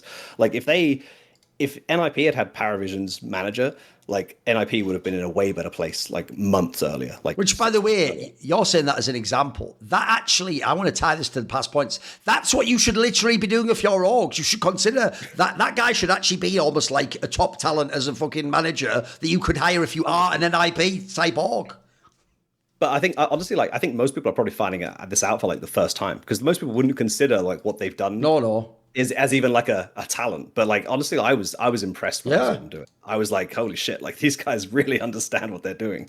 So yeah, I don't disagree with you that like it seems like they've kind of appeared out of nowhere and they haven't had the best track record of results. Like the ranking doesn't maybe reflect where they should be, but like I have to give them credit for what they've done because it's quite incredible. Put it this way, here's why Maui's point is a good point, even though it actually allowed as a back jump, whatever, messioso to explain how essentially they finessed the system, but we can also almost like appreciate that. Because here's why it sucks, Maui. For all I know, they could go to the LAN and maybe they just hit the ground running. It's a Cinderella story. They're really good and they're actually can be... Right, I just looked up their players, mate. They're players who aren't called Jame. Like 3 of them have played like 3 LANs in their whole life, mate, and they're not the ones any of you have ever seen. So what we're telling you is someone just qualified to the major just from like Bob Kiss, from a nonsense LAN that you don't care about, an online player. That's it. Like they just, but they understood how the formula worked and they managed to get in just to play on the cutoff point. Like, so there are plenty of teams that probably, based on what we've seen in the season so far, are way more LAN proven that aren't going to be there, that you think you'd rather watch that are going to be there. That, by the way, maybe even on LAN at the major would beat PARIVISION, but it doesn't matter. That was never the system was never there to go, I'm a mega mind and I know who the best teams are. It just is a system with literal numbers that go into a formula. And if you know how to manipulate the numbers, then you get to get invited. And a lot of people didn't understand that and really did think it was about having like, but look, wouldn't my roster be dope? And it's like, who are you saying that to? Like a fucking wizard that can wave his wand. Like the system is the system. You have to understand what the inputs are and what the outputs are. And you didn't. And so that's why the team's not understanding. It's that this show synergizes in many ways, doesn't it? Essentially, we're talk about the same point from 700 different angles, basically. And it all just comes back to you have to understand how VRS works. So you know what? If you, like us, are someone who doesn't like this, and maybe you're actually someone in one of those teams,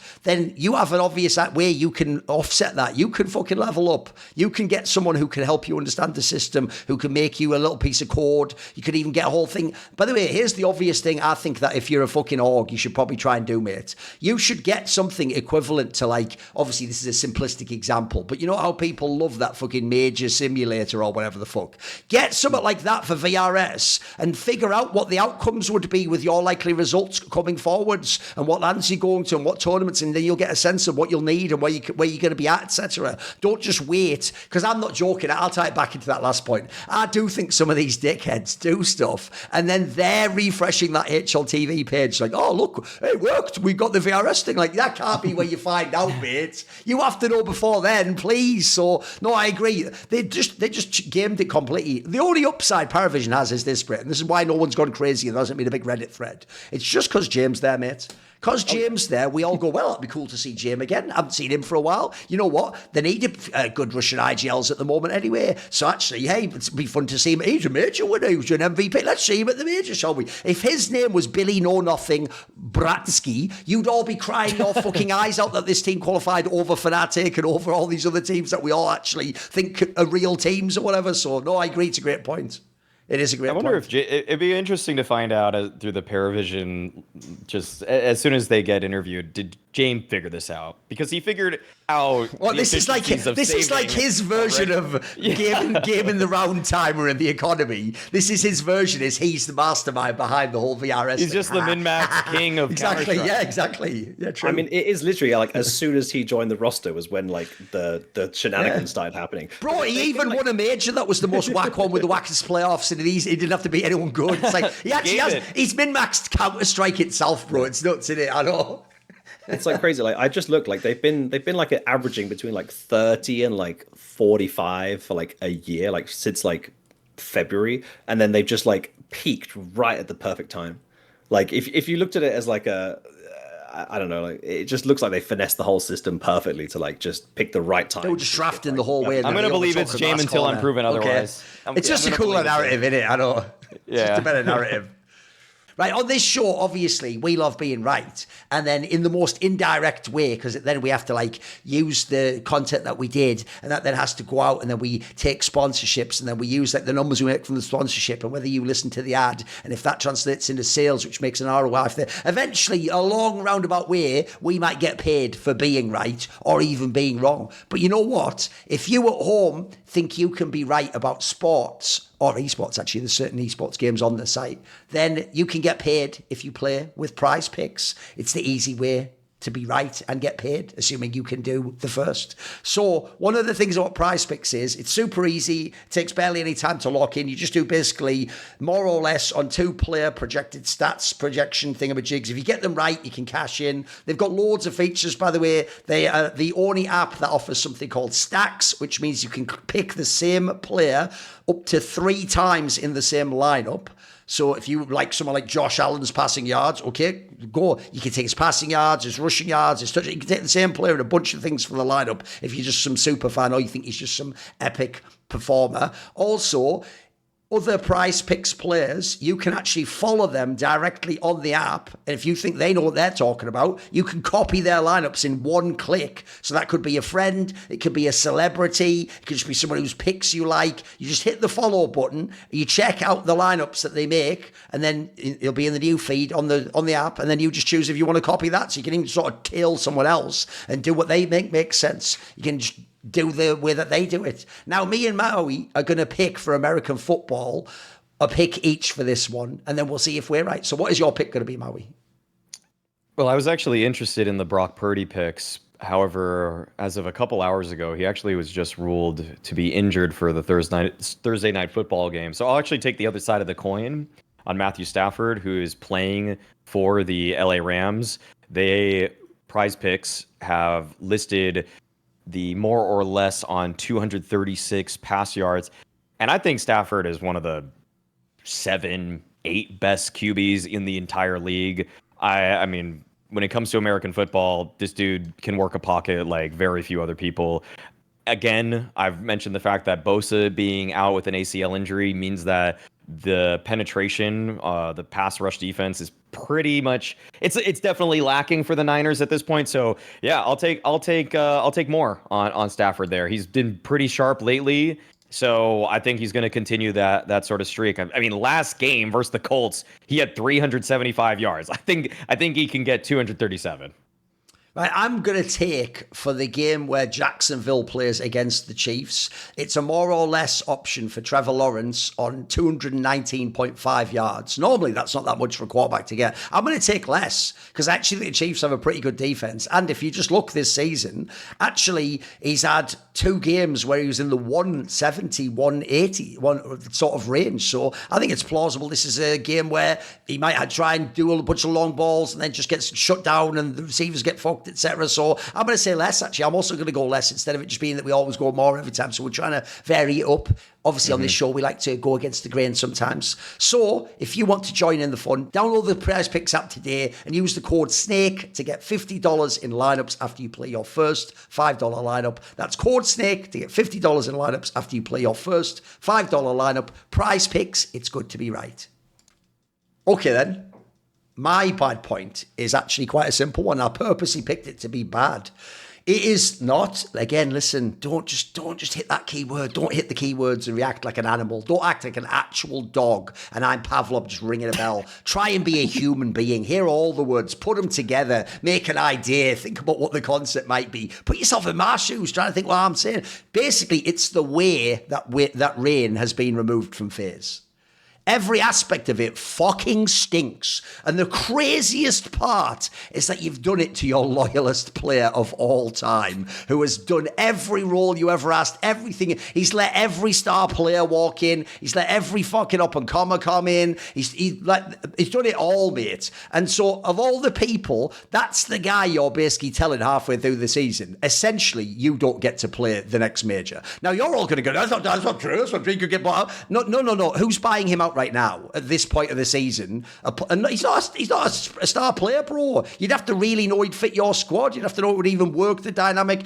Who even knows if, by the way, I don't know the FaZe org. Maybe Carrigan doesn't have a sale for that. Maybe the FaZe org are a bunch of text notes American pricks who've done loads of shady shit in CS, and they might, messioso, mind-blowing concept, they might go, wait a minute, why would I give you this player so you could go to the major? They might do that, I don't know, crazy idea, isn't it? They might just go, I'm paying him some of his salary, so he's just going to sit till the end of his contract. I could say, let's just say I have an imagination where I could believe that's true. So I think they have done him as dirty as possible. Because here's what you do. And also, I've got an angle people haven't even thought of on this one, right? Everyone raise the banners. Who are the real FaZe fucking loyalists? Who are the ones who vibed with the true FaZe Clan? The true FaZe Clan that if you got the grimmer worm tongue of fucking whoever's in Carrigan's ear out, it would, right now, we all know that roster would be like Twists, Simple, fucking Rain, it would be that'd be a fucking banger. We'd all be copying ourselves. They're going to win the major for fuck's sake. Instead, well, who's the person who made that even possible? Who gave us that hype moment for the last major? Rain supposedly is the one who contacted Simple and got him to get on board with that move. Right? That means Rain actually was the one who could have been the person who made FaZe awesome for this second season and could have made them really good. And you could have the Simple that's playing now in Tier 2 could actually be on fucking FaZe itself, and you could be super hyped and believe everything's possible. Then maybe they get a Twists anyway. Maybe who knows what happens at that point in time. Instead, you end up with a world where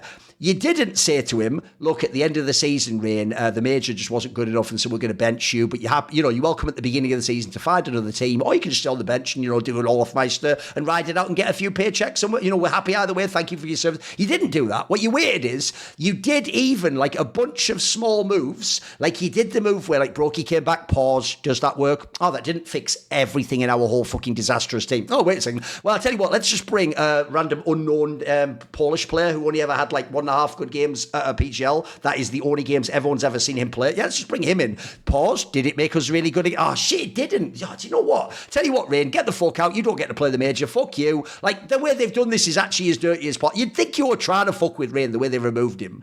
And then also, even the way they've removed him now, I don't even think makes sense for the squad. Like, what I don't get is this. People are asking this question. If Twists is joining, does that mean Jacob is just Rain now? Is that his job to be like a not as good Rainer? Because I actually think that, first of all, when you bring young players in my opinion, the one thing Falcons have done right is they've given Kiyasuke spots. They've tried to say, if you really are what we saw at the academy level, let's say you do it at the prop level. Oh, you're really good, cool, awesome. That we'll handle that while the others are having their problems.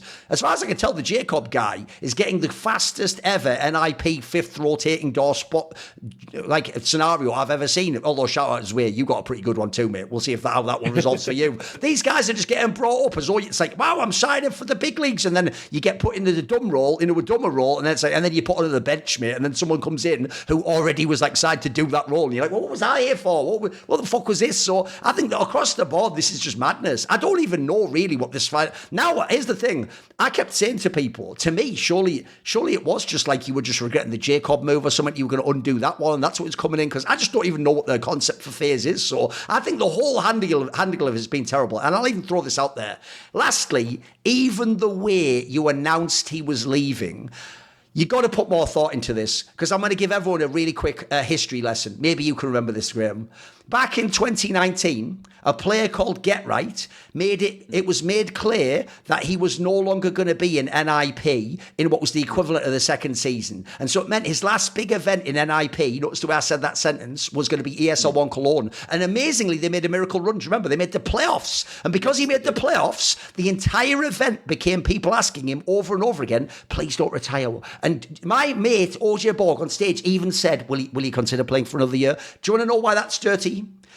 Get Right never had said he was retiring. He didn't plan to retire. His whole plan was to just not be rude while exiting NIP, and then to go and make another squad like he did with Dignitas. And if there had been Lance, he would have played probably a few more years. He would tell you he'd be playing now. So I can tell you, I hate when you do that. If you see the way they announced Rain leaving, bro, I don't even blame the dickheads. It's not even just you think he'd retired. You would think he was dead. You would think he was actually dead, and this was like looking up at the sky. It's a sad day for Rain. But you know what? You were the greatest. In many ways, I wish I could see you, because I've seen people, bro. The cringe is when the people in esports who don't follow CS closely, like the ones in league and stuff, do those like posts like, you were one of my favourite players. It'll be sad to never see you play again. He actively hopes to get another team, boys. Like, his career isn't even over, and you'll just tell him to his face, like, shame I'll never see you play CS. Like, what are you doing? So the whole thing, I can't think of any aspect that they've done well about this, mate. The whole thing's ass. Like, and you've even done it where you didn't like announce. By the way, here's another way you could have made this so not a big a deal. You could also have announced this as you announced the signing of Twists. Instead, you've split it up in this way, where then people played this weird detective game of who was getting benched, and was it Carrigan, was it... By the way, you've also now brought a load of hate to Carrigan for no reason whatsoever. Now you've made everyone blame him for not being the one that got fired from his job. So I want to know, what do you guys think this? I'm just putting it as bad. I could have put it as ugly, but I think it's just bad, because it's not even that I hate the removal of Rain. It is totally a viable option. He doesn't just get to play in a top team forever if they want to win the major. I get all that, but I just feel like the way it was done, I think it's just fucking very poorly handled.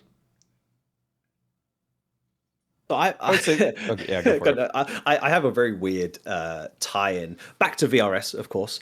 Everything is. Basically, Graham's got a room like that Charlie Flicks Always Sunny. I know. This is actually like super like niche, weird. So think back to July this year. FaZe's roster on the VRS was Carrigan, Rain, Frozen, Simple, and Elige. Simple was still there, right? I heard that there was a team that tried to make 3 changes to their roster. Now, all the invites that went out in July, the last tournament that was played was Fisher, which was the one that just passed, right?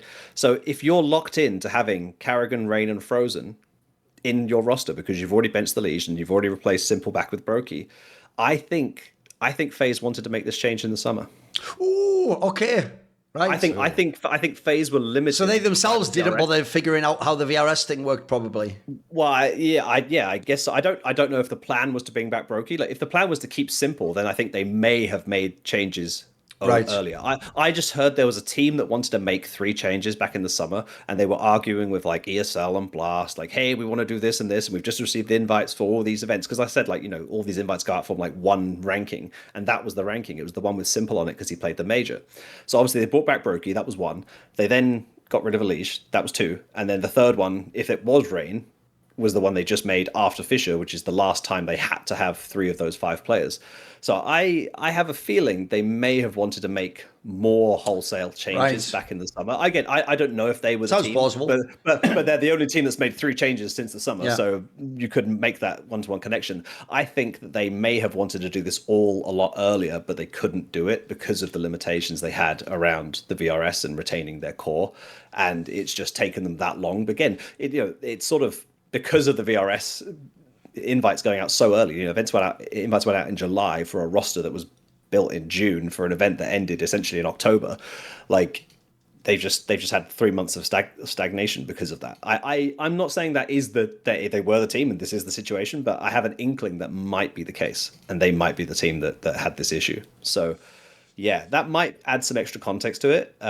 Which maybe they just didn't consider the fact that having Simple and bringing back Brokey would have used up one of those changes, and then obviously if they wanted to part ways with the Liege at some point, then they were sort of very limited on any other changes they could make. But I don't know if maybe he knew it was coming because maybe they had it planned. I'm going to choose to believe it because it implies also that it was a bad move to remove a Liege. So that fits with my biases. So I'm going to choose to believe it. All right, I'll leave it to you then. Do you have any thoughts on the actual rest of it, though, like the whatever aspect you're interested in? Yeah. I mean, I don't know. I think that FaZe are a team that people have accused of being too sentimental around roster changes in the past. The amount of times Olofmeister was the famous one. Exactly, the amount of times that Olofmeister came and went, and they think hey, could they have maybe brought in younger talents earlier? Obviously, they started doing a good job when they started bringing in Brokey, Rops, Twist. That was all very good. But could they have started that process earlier if they didn't keep bringing Olof back? And I'm not trying to say that Olof didn't deserve his place on the roster. He's a not a GOAT contender, but he's definitely up there, right? In his peak.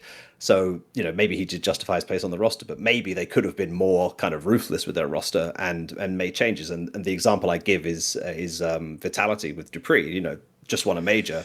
One of the best moves ever, yeah. They had the opportunity to get Flames in, and it's fuck yeah, this is the future of our roster, So that level of ruthlessness contrasted with the idea of sentimentality, to me, is hey, if they believe that Jacob is the future of this roster, then to me it's hey, let's start playing with a roster straight away. Why beat a dead horse?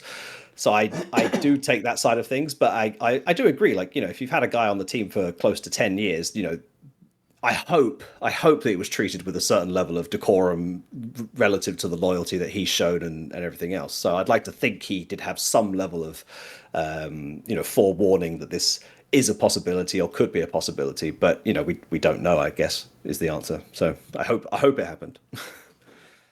The lack of a proper send-off is where I draw the most ire with FaZe's handling of it.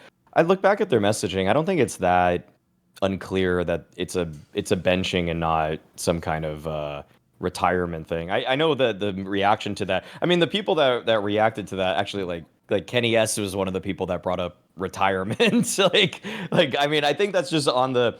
It is maybe on. Remember, he literally said only a few months ago in an interview, I could play for 5 more years or something mad. That was quite an interview. Yeah. Yeah, and he also, I mean, afterwards he mentioned that he could possibly become an in-game leader as well. I see. I'm not. I mean, I was calling for Reigns' head so many times on Hot Take Point Made regarding just where they need to move next that I find myself a little bit less sentimental than I would have otherwise, because I found myself so invested in FaZe's success or their failures that I feel like to a T, I could look at so many of the tournaments when I made that claim and say, this is why I made the claim that Reign needs to do better or needs to be benched on the team. So I found that his performances were not up to snuff with what you would want from a rifler in his spots.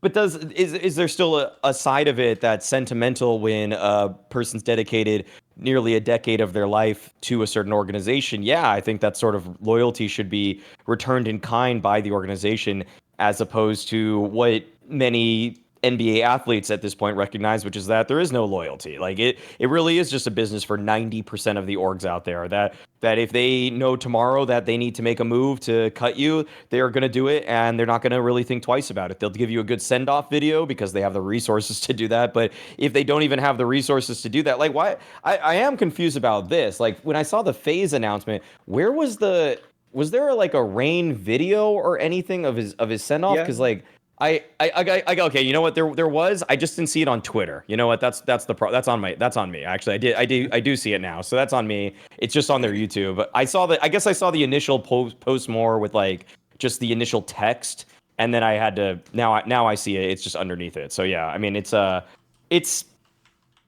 not. I guess I'm the wrong guy to ask about this just because I wanted Rain off this team for like 2 years. So I'm not really. I don't think that this was the best. I would have wanted some send off though. I also think that the idea of him hitting 10 years just to hit 10 years, like some people said they wanted him to be on the team for 10 years so he could actually hit that instead of it being 9 years and 8 months or whatever it was.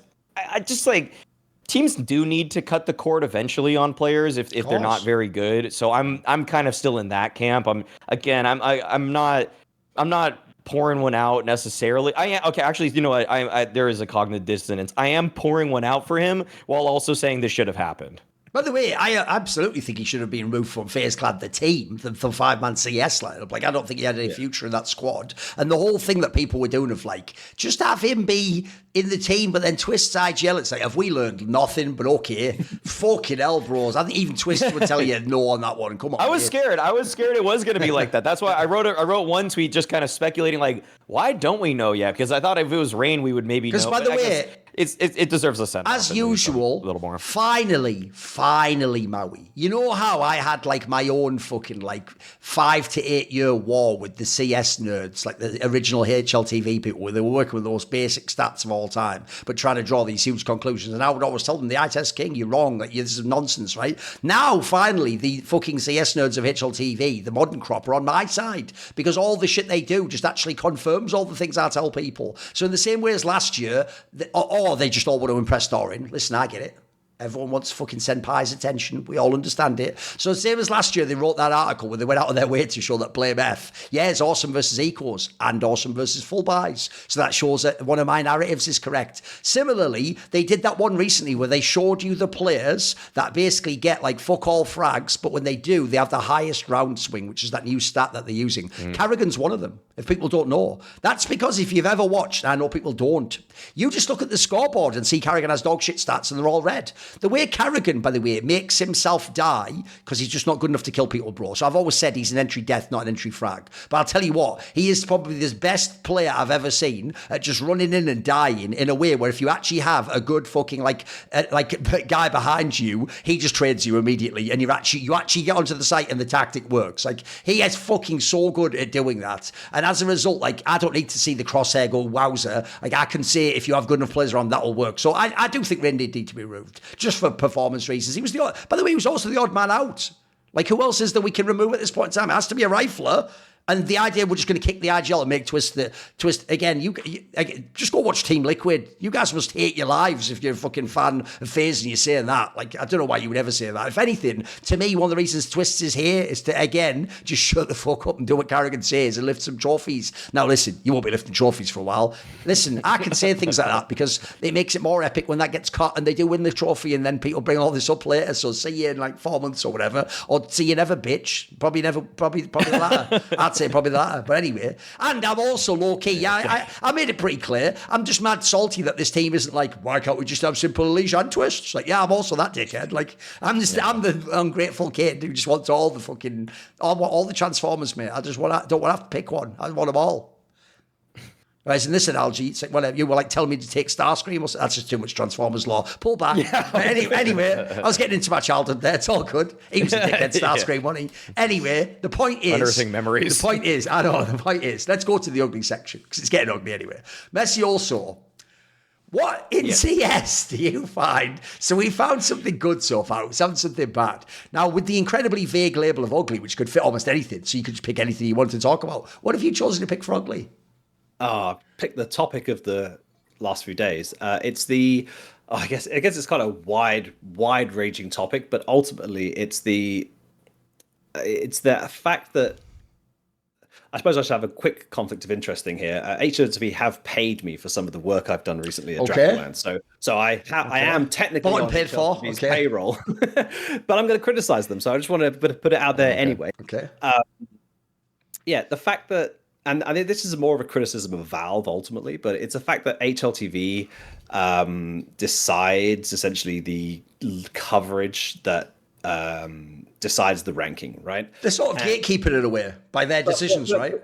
Yeah, yes and no. And it's the general discourse around what they do, how they do it, and why they can't, for example, expand it, and why, like, for example, like Fragadelphia recently are up in arms about the fact that their event isn't getting more coverage, despite the fact that it's like equal to Draculan and Birch Cup and, you know, Fairy Rush and all these other events that are going on. They're getting like equal level of coverage in terms of like the amount of teams they're covering. Yes.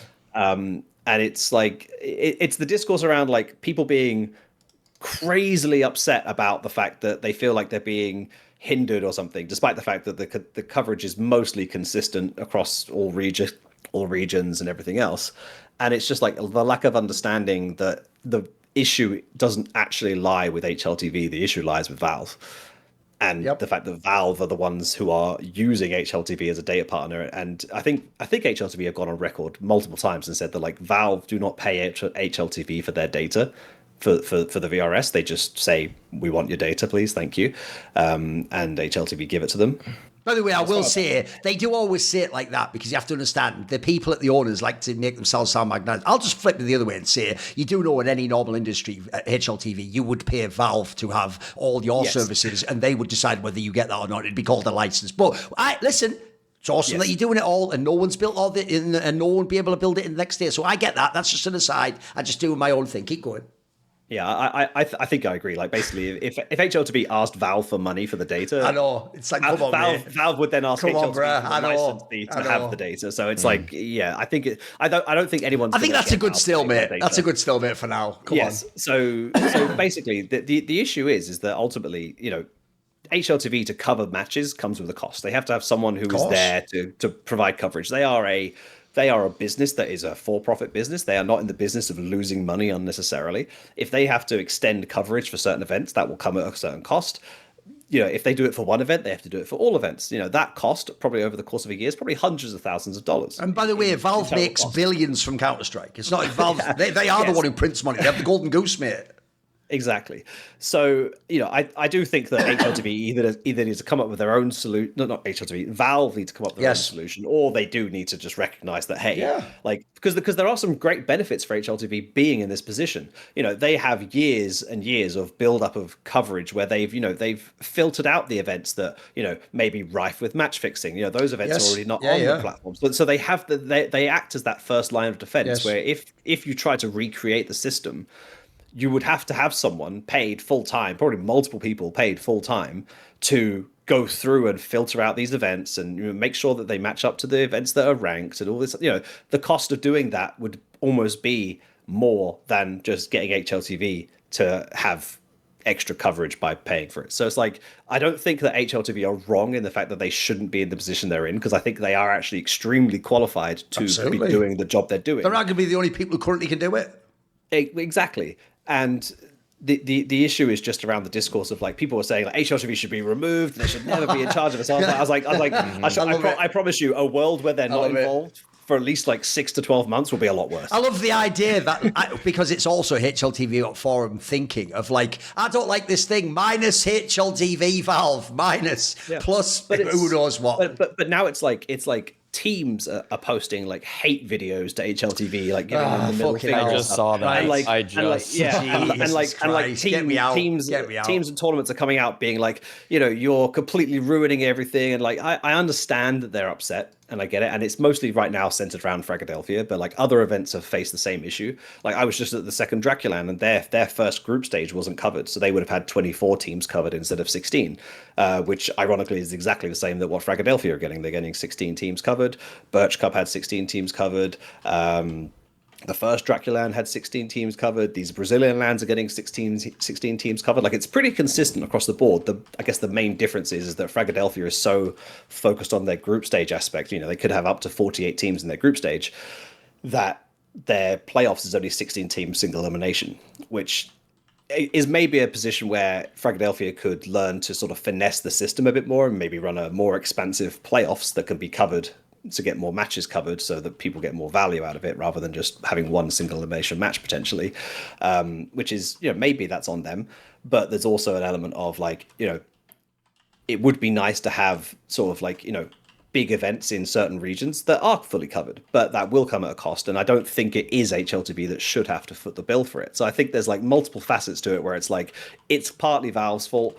It's not really HLTV's fault. The teams and tournaments could understand the system a bit better, and sort of everyone's just sort of making a few mistakes here and there, and it's like everyone's just pointing fingers at each other, but ultimately, like, the finger lies with Valve. And I think they're the ones that need to build their own platform or just put up the money to sort of make everything go away, which I think they could easily do. You know, I don't know how that negotiation would go, because I don't know how HLTV would say, hey, we put the cost of increasing our coverage to this amount, and like, I don't know where that money comes from. But yeah, ultimately, I think the problem does exist. There is a problem, but like, there's not a simple way to solve it. And ultimately, it does revolve around Valve and people going to HLTV and saying, you need to lose money, or, you know, run the risk of losing money to placate another third party who's not paying any money for you to provide a service, is just like absolutely wild. Like, to think that that's a reasonable, like, solution. So yeah, I find the whole situation just very rough on everyone involved, really. I just find it funny that, I'll just say, Marsborn tweeted at the video that was just like, against HLTV, even though they are just directing it at, it's almost like shooting the messenger, really. Yeah. It's a poor direction of their frustrations. I don't know if I have that much more to add on this one, just because I think Valve probably, I mean, they have the resources and capabilities to make their own sort of system so that they don't have to depend on HLTV's judgment in these. But for them, I get why. I mean, I kind of get why it's just an easy answer for Valve here, and I don't think it'd be kind of curious if HLTV did try to go toe-to-toe with Valve and say, using our data is going to have to cost you something, when obviously their entire livelihood is based off of the game that Valve make. I don't think you can really... standing up to them is pretty difficult, but either way, I don't really think I have that much more on that. All right. What I would say is, do you think they haven't tried? Do you really think that they didn't, like, suggest it? Oh, they will have. Come on, listen. I'm sure they would have. I've known the history of the guy called Nomad, who a lot of you won't know now, unfortunately. And put it this way, that's exactly the way his mind's been thinking for years. In fact, I'll actually tell a positive story about HLTV from the bad old days when they were my main enemies, blah, blah, blah. It's actually more that they made me their enemy, but so be it in esports. People forget. Difference is, I don't ever let any grudges go, so whatever, it's all good. So I've actually got a positive story that implies to me, Graham, that they would actively potentially even take that role on if they were sort of granted a license and they were the people who ran CS in that particular way. And that actually, by the way, I even think in this exact example, it would be appropriate that they could ask for funds, not for the data, but specifically to cover more things. If Valve basically says, hey, we'd like even more things to be covered, so all the lands work, well then, okay, tell you what, pal, I'm a profit coverage business, as Graham just outlined. You pay for it then. Here, I'll tell you what, I'll give you a reasonable quote. Here's what my services would cost. Here's what I need. By the way, I might have to hire some more people to do it. There's all that. And then at the end, I'll give you a number at the end. You're the ones who run CS. You figure out how many bazillion dogshit bison skills you have to sell. Okay, is it worth it? If it isn't, by the way, then how about the fans go and attack you and tell you fuck off and do that and all the rest of it, etc. When it has nothing to do with me. And here's the story that will suggest to you that actually they would work with Valve. Because a lot of people don't know this, but the actual HLTV client itself basically the one in 1.6, that is how we had to all watch the game before there was streams. It was really dog shit. It was really, really bad, because the worst part about it was it had insane lag on it when it was any kind of an online client even watching a LAN. And so there are literally demos of like CPL LANs that were all played with like one ping that should be amazing, but not only was the client shit where it like barely showed the ARP, the demo would be laggy. So we have legendary demos which you don't see in frag movies, those clips, because they just look so bad. And I can tell you, HLTV.org actually offered to Valve, the company, we will pay I think they said, we will pay ourselves to fly out to your offices, basically, and we will like record the client, because we know esports. At the time, Valve had fuck all to do with esports. They were just off in, doing, I don't know, TF2 or something like that, mate. They were doing, Source or some shit. They were doing nothing with this game. So as a result, in fact, they were probably even acquiring Dota 2 as the joke at the time. You know what I mean? Like, they were off in the woods somewhere. CS wasn't a main thing. So these people, because it was their main business and their main like love it, passion or whatever, they basically said like, we'll make it better. And Valve basically just sort of did a sort of like, who gives a fuck? No, thanks. Like, I decline your like offer to just make my shit free or better for free. So I do think, actually, by the way, especially in the modern day, it would be appropriate, by the way, for there to be some financial exchange in this. So if you want to expand out what you're doing, I think that would actually be fine. I think they would do it. I think they would happily accept being sort of the unofficial official partner of Valve, if you know what I mean. Then I'll throw in this thing that people haven't realised. Right, if people want to complain about conflict of interest, first of all, motherfucker, don't use the big words of the day that you don't know what they mean and just throw them everywhere because you know they hit so hard, right? You don't know what conflict of interest all the people watching is. That's why you've missed it 100 times when me and Richard told you there was conflict of interest and you went, that's the big deal, conflict. But are you saying they are cheating? Like, you're that guy. So first of all, miss me with that. But you know what? You're actually all asking them, Fragadelphia and NA fans, to make an actual blatant piece of chauvinism. You're asking them, because I'm NA, we're Fragadelphia, we're like big shots in America and that. We're not like that little Draculan. By the way, Draculan had like real pro teams like Fnatic and stuff attending, you fucking morons. What are you talking about? Birch Cup, by the way, had like Team Liquid. I don't like real squads. Had teams that are playing in Pro League right now. I'd argue Birch Cup, which is a fucking nonsense LAN, it probably have, I don't yet know the field for Fragadelphia. Doesn't it have almost as many like top teams as Fragadelphia? Might even have more. Yeah, I think it's about equal. I think like the difference is like the sub top teams. Yeah, there you go. But like it's got like Fnatic, Nine, Saw, OG. That's kind of like the four headliners. Obviously, Liquid dropped out, so they would have been. Yep. Well, NIP, right? NIP, but they might drop out / have a sub with them. So there's like 5 decent teams there. But like, yeah, compared to Birch Cup, that's like the same level. It's basically the same.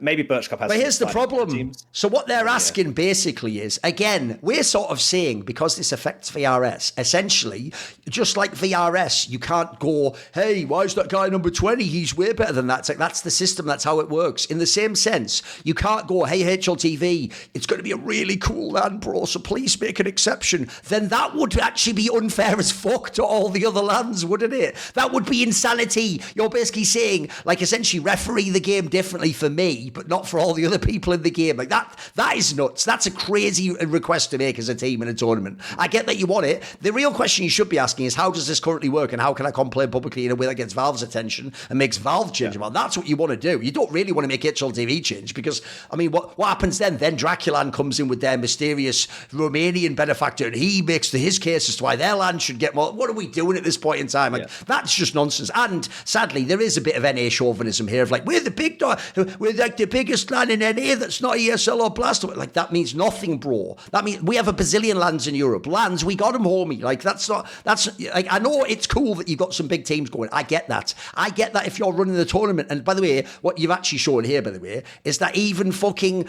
TOs don't understand VRS and or the implications of it, because you're not just asking for someone to come and take photos and count the group stage matches. You're asking for VRS to ultimately be implemented over that, because that is a knock-on effect of them doing that. And so, unfortunately, I don't think people realise what the big requests everyone's making are. It's not a sentimental topic, and I don't think it should be one, quite frankly. This is a business topic. Yeah, I think there's one argument that I do agree with Fragadelphia on, and other TOs have said the same thing, is that there isn't like a clear, concise set of like guidelines. Yeah, that's true. Like, what event will be covered. Yeah, And I do think true. HLTV should provide something to that akin, whether it's just like, you know, certain just a basic set of rules or requirements for like your event will be covered if this and this are met. That's a good idea. That would help the business and planning. Your full scope of coverage will depend on other factors, you know, and decisions will be made on a case by case basis. That would be nice. Having said that, like I just go back and look at like all of Fragadelphia's events from this year, and it's like every single event pretty much has 16 teams covered, except for one, which ironically was the last one they just did, the Fragville one, which I know people are going to say I'm the bad guy here because I pointed out the integrity issue they had with the upcoming Blocktober one. Well, the Fragville one had the same problem, and they covered it in regardless because no one pointed it out. So that one shouldn't have had 20 teams covered. It should have had 16 teams covered if we're going consistently with the decision they made for Blocktober. But essentially, every single one of their events, as far as I can tell, for the last like 5 events, have all had 16 teams covered. The only key aspect that's different is that 2 of the events had double elimination playoffs, 16 teams instead of single. The joke there being, if you're like, hey, well, you covered the last one. Yeah, that was actually an oversight, mate. My bad. I wish we could correct that.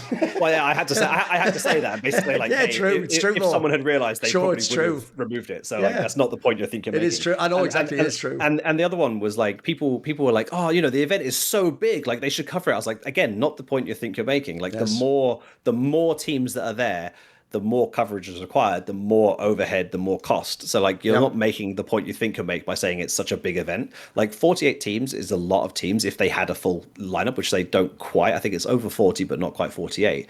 But what they've also got to factor in is like how many of those teams have players who don't have HLTV pages? You know, how many teams are actually guaranteed to turn up? Because I know that a lot of teams were like, you know, maybe dropped out, but you know, their VRS doesn't matter, so it doesn't matter if they don't show up. But like all these little things that add extra complexity to HLTV's workload makes it harder to cover. So yes, does make sense that they pick a certain point where it's like, hey, we're guaranteed to have 16 teams that we will know the players for. Like it's much easier to cover a sort of deeper into the tournament than it is to try and cover like a fully open LAN event. So it's also easier for them to plan and to, you know, to be consistent with across multiple regions and multiple events. So like HLTV's methodology here is like pretty sound in my opinion.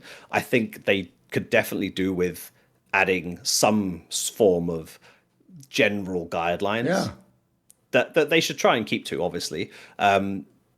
In the meantime, Valve should be developing a portal for this and trialing it and testing it with the general goal that they do transition to their own system at some point.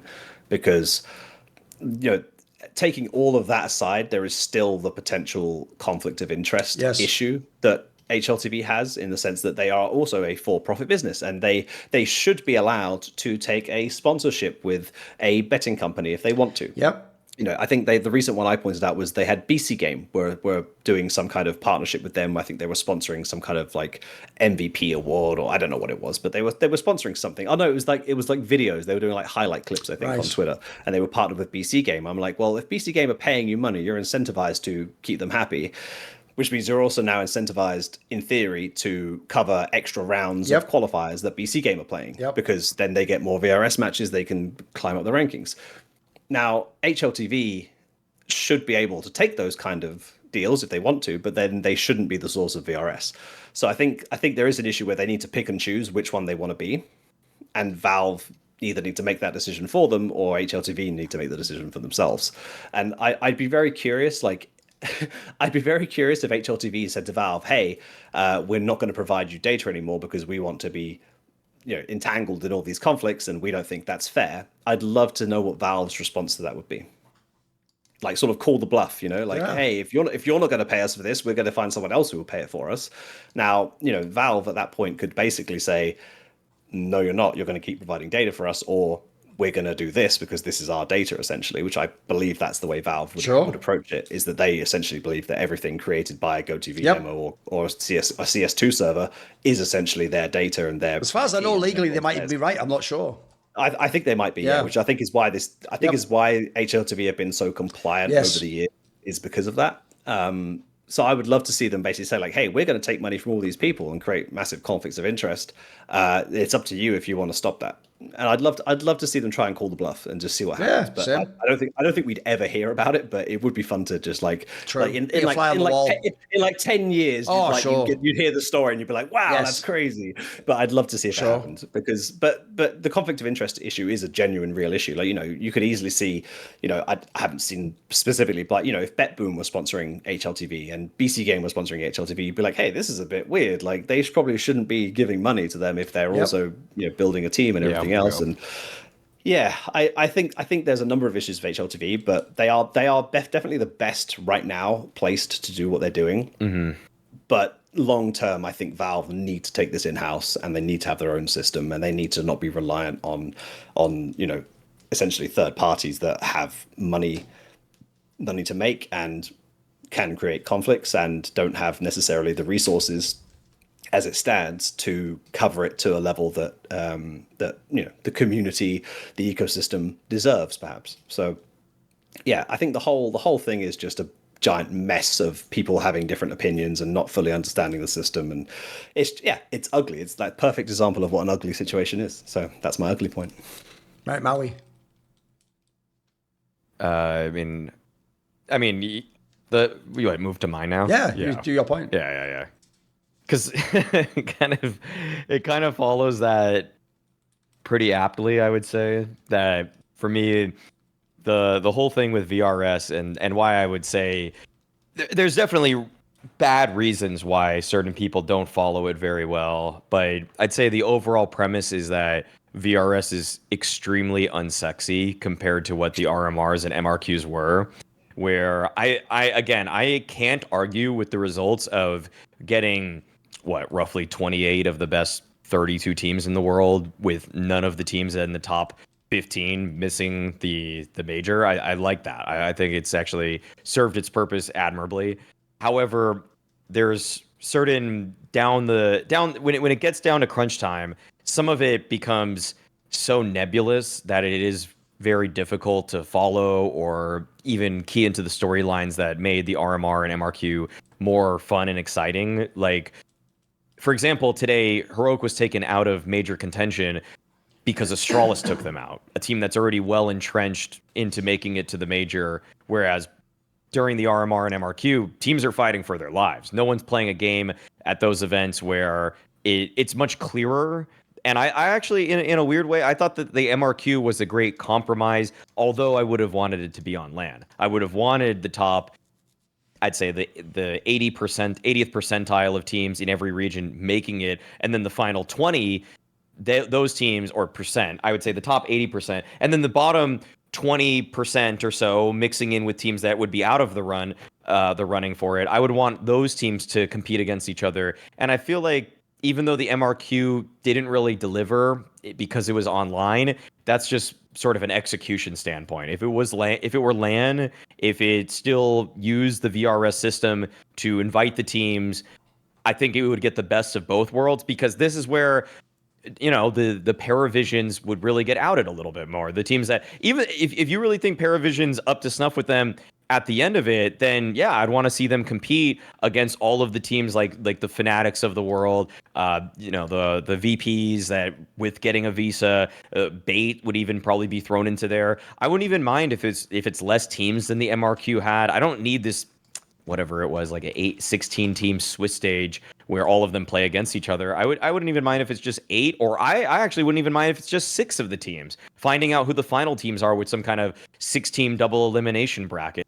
So yeah, I would prefer seeing some sort of MRQ that factors in the VRS ranking, which has, in my eyes, worked. But when it comes to these teams that are just squeaking in, like PARIVISION, the fact that VP just barely missed it because they couldn't play EPL, essentially. I mean, they probably would have won 1 game, 2 games, secured themselves a slot. I think it's a much better solution than what we have now, where the recency of the wins and losses seems to matter a lot. So teams like PARIVISION just squeak in because they win their last few games, and it's a LAN and it has a prize pool, and then Gentlemates seemingly get in as well. But then you have this Blocktober that's looming, and in a weird way, this Blocktober event from Fragadelphia, this is kind of like the most important event of the season. It's not actually the whole totality of the season. For some people it is though. For some, and that's a weird solution for what.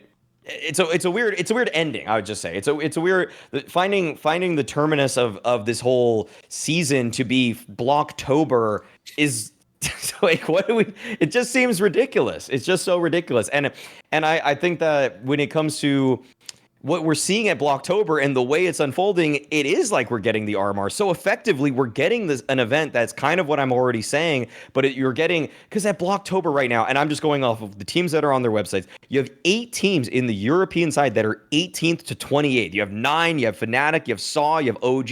These are all the teams that I expect to be at some kind of RMR, MRQ. And even on the North America or America side, you have Bestia, Wildcard, 9Z. Teams that people know, and you would rather just see them compete in a tournament that is probably run by the same people that are running the upcoming major, so that you probably expect some level of professionalism. No, and this is no diss against Blocktober, Fragadelphia. It could run smoothly. But as we know from Birchland, people were complaining about the quality of PCs there. People were saying that it wasn't really up to industry standards. So it just feels like, I mean, how I don't know. How could I possibly appreciate this as much as the spectacle that was the RMRs? No, I don't want to see the teams in the top 10 fighting for their lives in that format, but I also want to see the teams that are justly and rightfully qualified to play at an event that determines their major inclusion or exclusion to be of a bit more stature. Thoughts, messioso? Yeah, I agree with you on most parts. I think the previous major, so Austin, I think that had like a really good. I think the European qualifier was a bit too expansive for my liking. But like generally, I think that the MRQs from the last major were perfect, but just needed to be on LAN. I think if they were on LAN, qualify the top 7 teams, whatever it is, from Americas, qualify the top 12 teams from Europe, and then let the next 8 teams fight over 4 spots or whatever it is. But like it doesn't need to be as expansive as what it, like, the European qualifier was like a 16 team Swiss down to 6 teams. Like it doesn't need to be like that. Like it just needs to be like, you just need to figure out those last few spots where it's like, hey, these aren't the teams that have been like at all the tier 1 events, and they haven't proven themselves fully. So like, let's just give these little teams a chance to fight out amongst themselves. And the point you rightly make there, Maui, about like the Blocktober thing is like, you mentioned like the Americas teams. It's like the Americas teams are going to get drowned out by the freaking European teams, so they may never be able to earn the points because they're going to get beaten by a team that's essentially not in the same race, right? They're not running the same race, but they're competing directly against each other at this one tournament that is going to decide both of their fates. Like, how crazy would it be if like a wild card or a Bestia knocks out like Fnatic, who basically have to win the event. Like SAW have to get like semi-finals. Ecstatic have to like win the whole event. Like how crazy would it be if like you get knocked out by a North American team, or on the flip side, vice versa. Yeah. You're a skin rave, and you're like, hey, I'm attending a local North American LAN, and I've got to go up against Chex Notes, Ecstatic, Fnatic, Nip. Oh, great! It's just like that's your run to make the major. It's just like, I agree that like those teams should be fighting out sort of amongst themselves for those last few spots, like region wise. So I mean, I've been to many RMRs in my time. Only one unsuccessful, and it was extremely painful. But like those are the moments that sort of make you feel alive, Like I don't think I've ever had my heart, like the only time I've had my heart like pumping more than like an RMR was during the Sydney final, because of like the stage and the arena and everything. But like, man, the RMRs are they're a roller coaster. But like that's why you play this game, is to have those moments and to feel those emotions. And I feel like a lot of that is kind of lost. Like I know I don't know if you've watched the Astralis versus Heroic game today, but Hooksy was throwing some shade across the room. Like he was saying like, this is your RMR, like what the fuck are you doing? Like I love that. Like but it was only for one team. Like Astralis were essentially playing with like almost no pressure. Like they were still in the tournament, and they're playing for Pro League and they want to do well and everything, but like the level of pressure difference between the two teams was almost like, I don't want to say unfair, but it was like, one team was like playing for their lives, and the other team was just like, it'd be cool if we beat them, Like mm-hmm. I feel like having both teams involved and like both teams on the same level of pressure, and like, I feel like that would be, I feel like that's a nicer way to do it, in a sense that it, like, you know, everyone understands the stakes and they're all equal, you know. So I agree. Like, I think that we are losing a little bit of that. Like, I think that the idea that, like, most of the teams and, like, the teams at the very top of each region can qualify directly, I think that's fantastic. Like, I think Austin nailed that. I think the only thing that Austin didn't nail was the MRQs being online. And I have a sneaking suspicion that, and this might be like I might be wrong, but, like, I feel like Valve basically went, hey, you know, we took the money from the RMRs from before, and that money is now used to budget for the major having 32 teams, so the MRQs can be online. And I feel like that's such, like, a backwards way to think about it. Like, yeah, you add 8 extra teams to the major, but, like, you know, we shouldn't be reducing our budgets, so to speak, to accommodate this. Like, you know, we should still have the same quality of care, but we should just be, you know, building over the course of the last 13 years or whatever we've been doing for Counter-Strike, and we should be having more things, or at least the same quality. So, like, I feel like the RMRs should have stayed as the MRQs. I mean, they didn't even really need renaming in that case. And then we should have just had the increase in teams as well. So I feel like there's a bit of a disconnect there, where it's just like, we actually had a really good system. It just needed to be on LAN, and otherwise everything was perfect.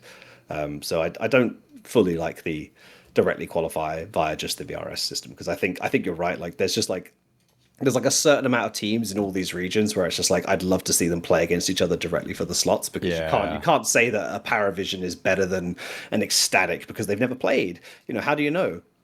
And it's just MMA math. You'll just play, like, he did better against 3 teams you didn't play. It's like, what are you, exactly? What does that mean? That doesn't mean anything. That's apples and oranges. I mean, that's why I made PARIVISION my bad point. It's like they get in, almost in. They're not. It's not guaranteed, but they get to have this huge boost by playing 3 mixes.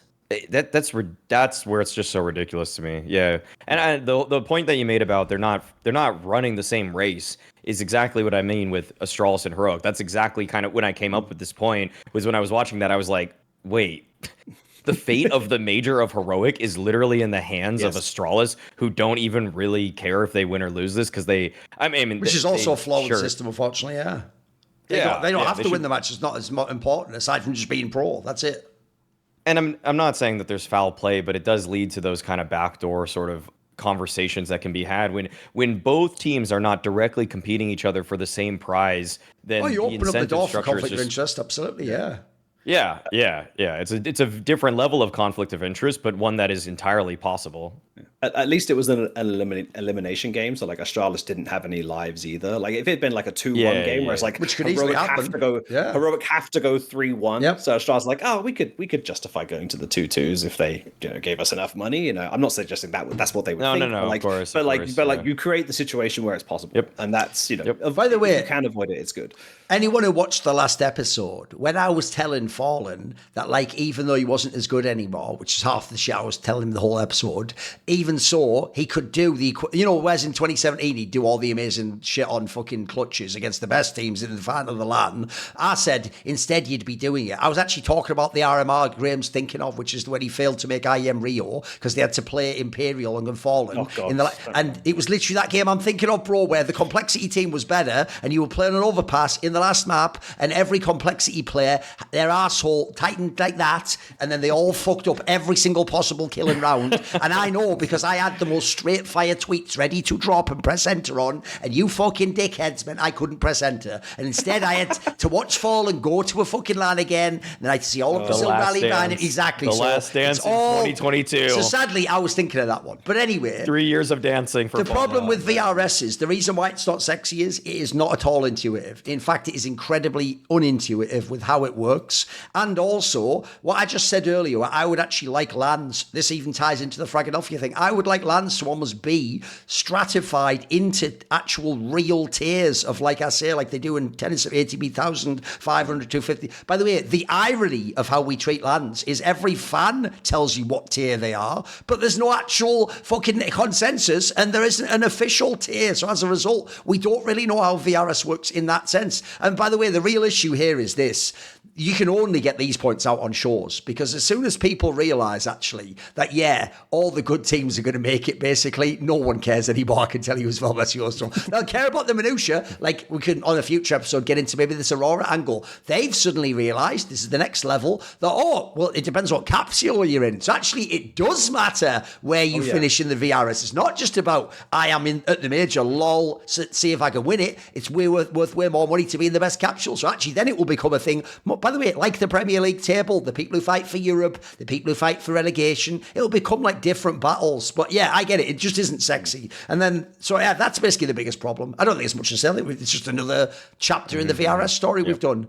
Let's end on my final point. And by the way, here's the thing, sadly, because everything essentially is connected to VRS. It's loosely connected, it is, but the central point isn't, which is that today, one of the outcomes of the results is that BetBoom cannot make the major. So technically that is VRS related, but there's a reason I picked it as my ugly. It's not specific to BetBoom. It's actually specific to Boomich, the in-game leader of BetBoom. This now means Boomich cannot make it to the major. And I think, as someone on these shows, who basically almost every Russian team has been discussed to death. We've discussed what can they do with Virtus.pro. We've discussed like PARIVISION. We've discussed all these teams. And every time you go through all their teams, the number one position that is a gaping hole is IGL. And what's bizarre is you have a major winner in Boomich, who, by the way, I know this will sound like it's lots have to do with the game. The reason I have a suspicion he has actually got a very professional mindset is he has in real life quite literally had a weight loss transformation if no one's seen. He's done the pimp. He actually has got down to about the least he can get now. He looks almost unrecognisable from his original self. He seems like he's a mega pro. He's playing 1 billion games. Also, if you want to go on the whole PARIVISION angle, you could even argue at times BetBoom has been a better team this season. They've hovered right around where they needed to be so many of the times. Online, by the way, they're demons. They're one of those teams that are always going to go deep and can actually beat the simple BC game and all these. These are all the realities. So the reason why I think it's wacky doesn't get to go to the major is because one, his team was in this position. They're basically the ones that, unlike the PARIVISION, sort of dipped right when he needed to be peaking instead of peaking earlier like they did. And then even worse, for someone like Boomich, if you could just go to the major, I think you have a way to put yourself on a stage you cannot get at any other tournament when you're at his level. You can't get that at Fisher Playground where you're almost beating a Strasbourg. No one gives a fuck. No one remembers that. No one takes note of it. If you do that in the stage 3 of the major, actually that's for real where VP might sign you to their team, mate. And lastly, I want to just add this out there. Because I'm only in the Western scene and I'm like fucking...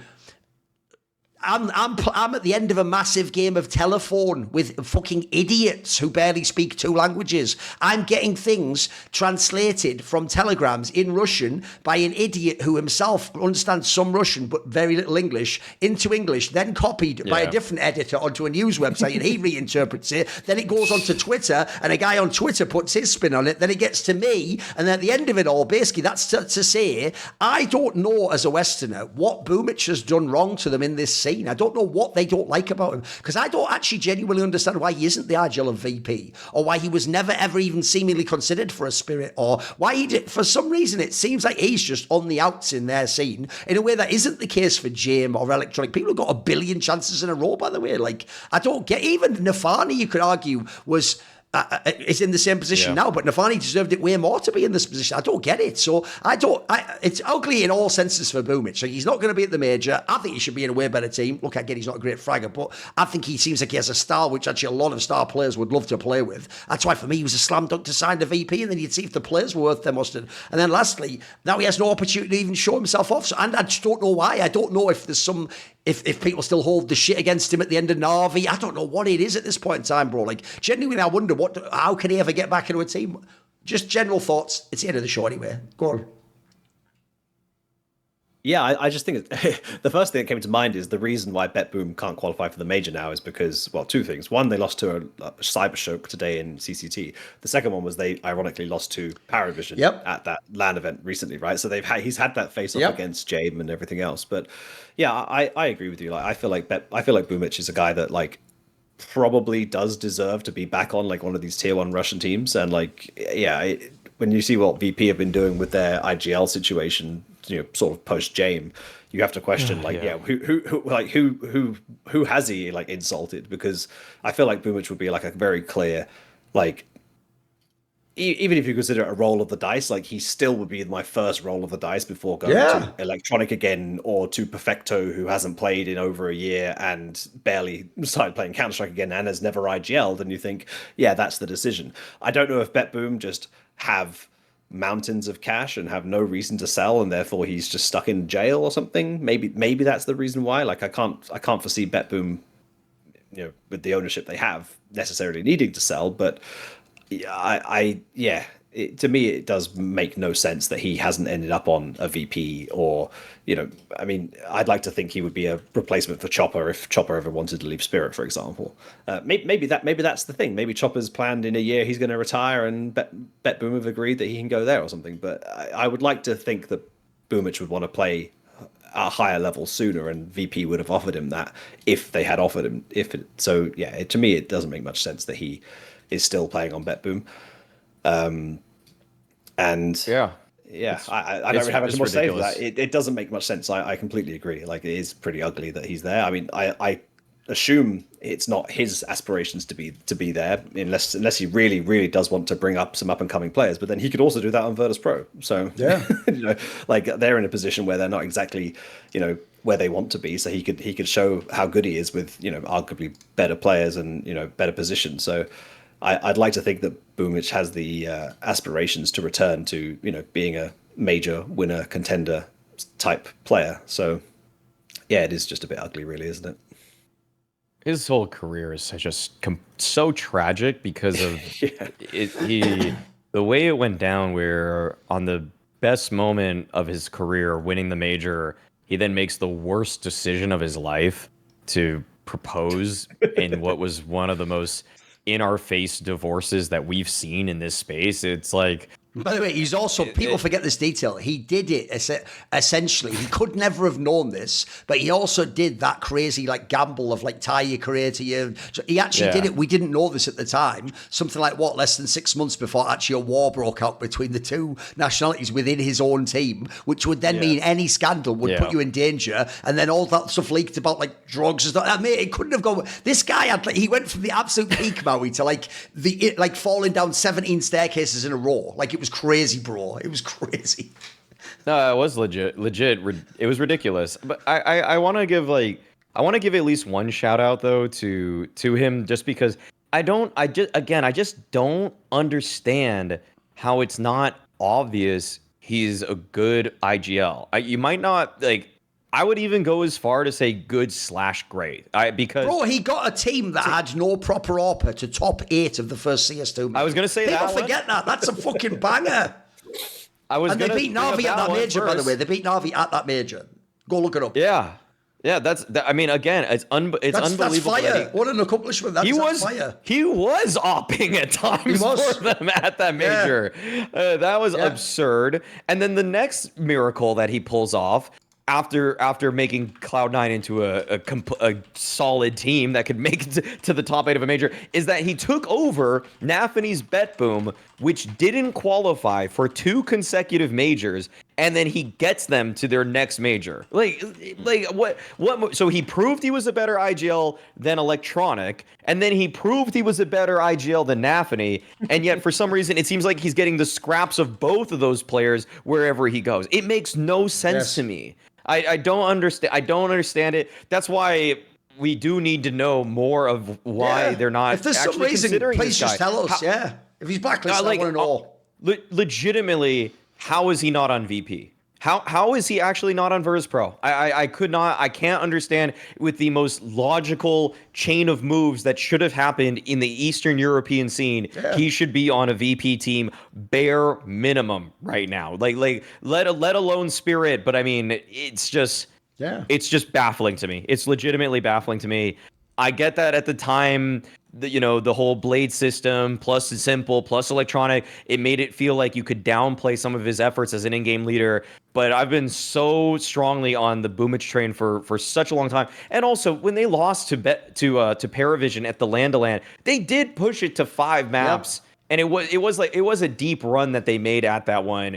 And it was just the final map where they couldn't actually make it happen for themselves. I'm just overall frustrated that he's not on a better team. So I'm glad that you frame it more around Boomich than the team as a whole, because I think Dilladez he seems to have a better attitude than Axile did. He seems to be more like Axile just felt like he was in a comatose state on that BetBoom roster. Like some of the answers that Axile had in interviews prior to his departure were like, well, if I do my job and we win, then it doesn't matter what my scoreline is. I'm like, that's not who you are, Axel. Like, you've lost your way completely as a player. Like, you are not the sacrificial player that you think your role is. Like, you still, when he literally played some anchor bad positions and he was a top 6 player in the world. Yeah. Like, where did he suddenly get the mindset that he now just has to not die and that's winning? Like, that's not good enough. So I'm glad Dilladez is bringing a little bit more fire. But obviously it wasn't good enough to get them over the line with PARIVISION.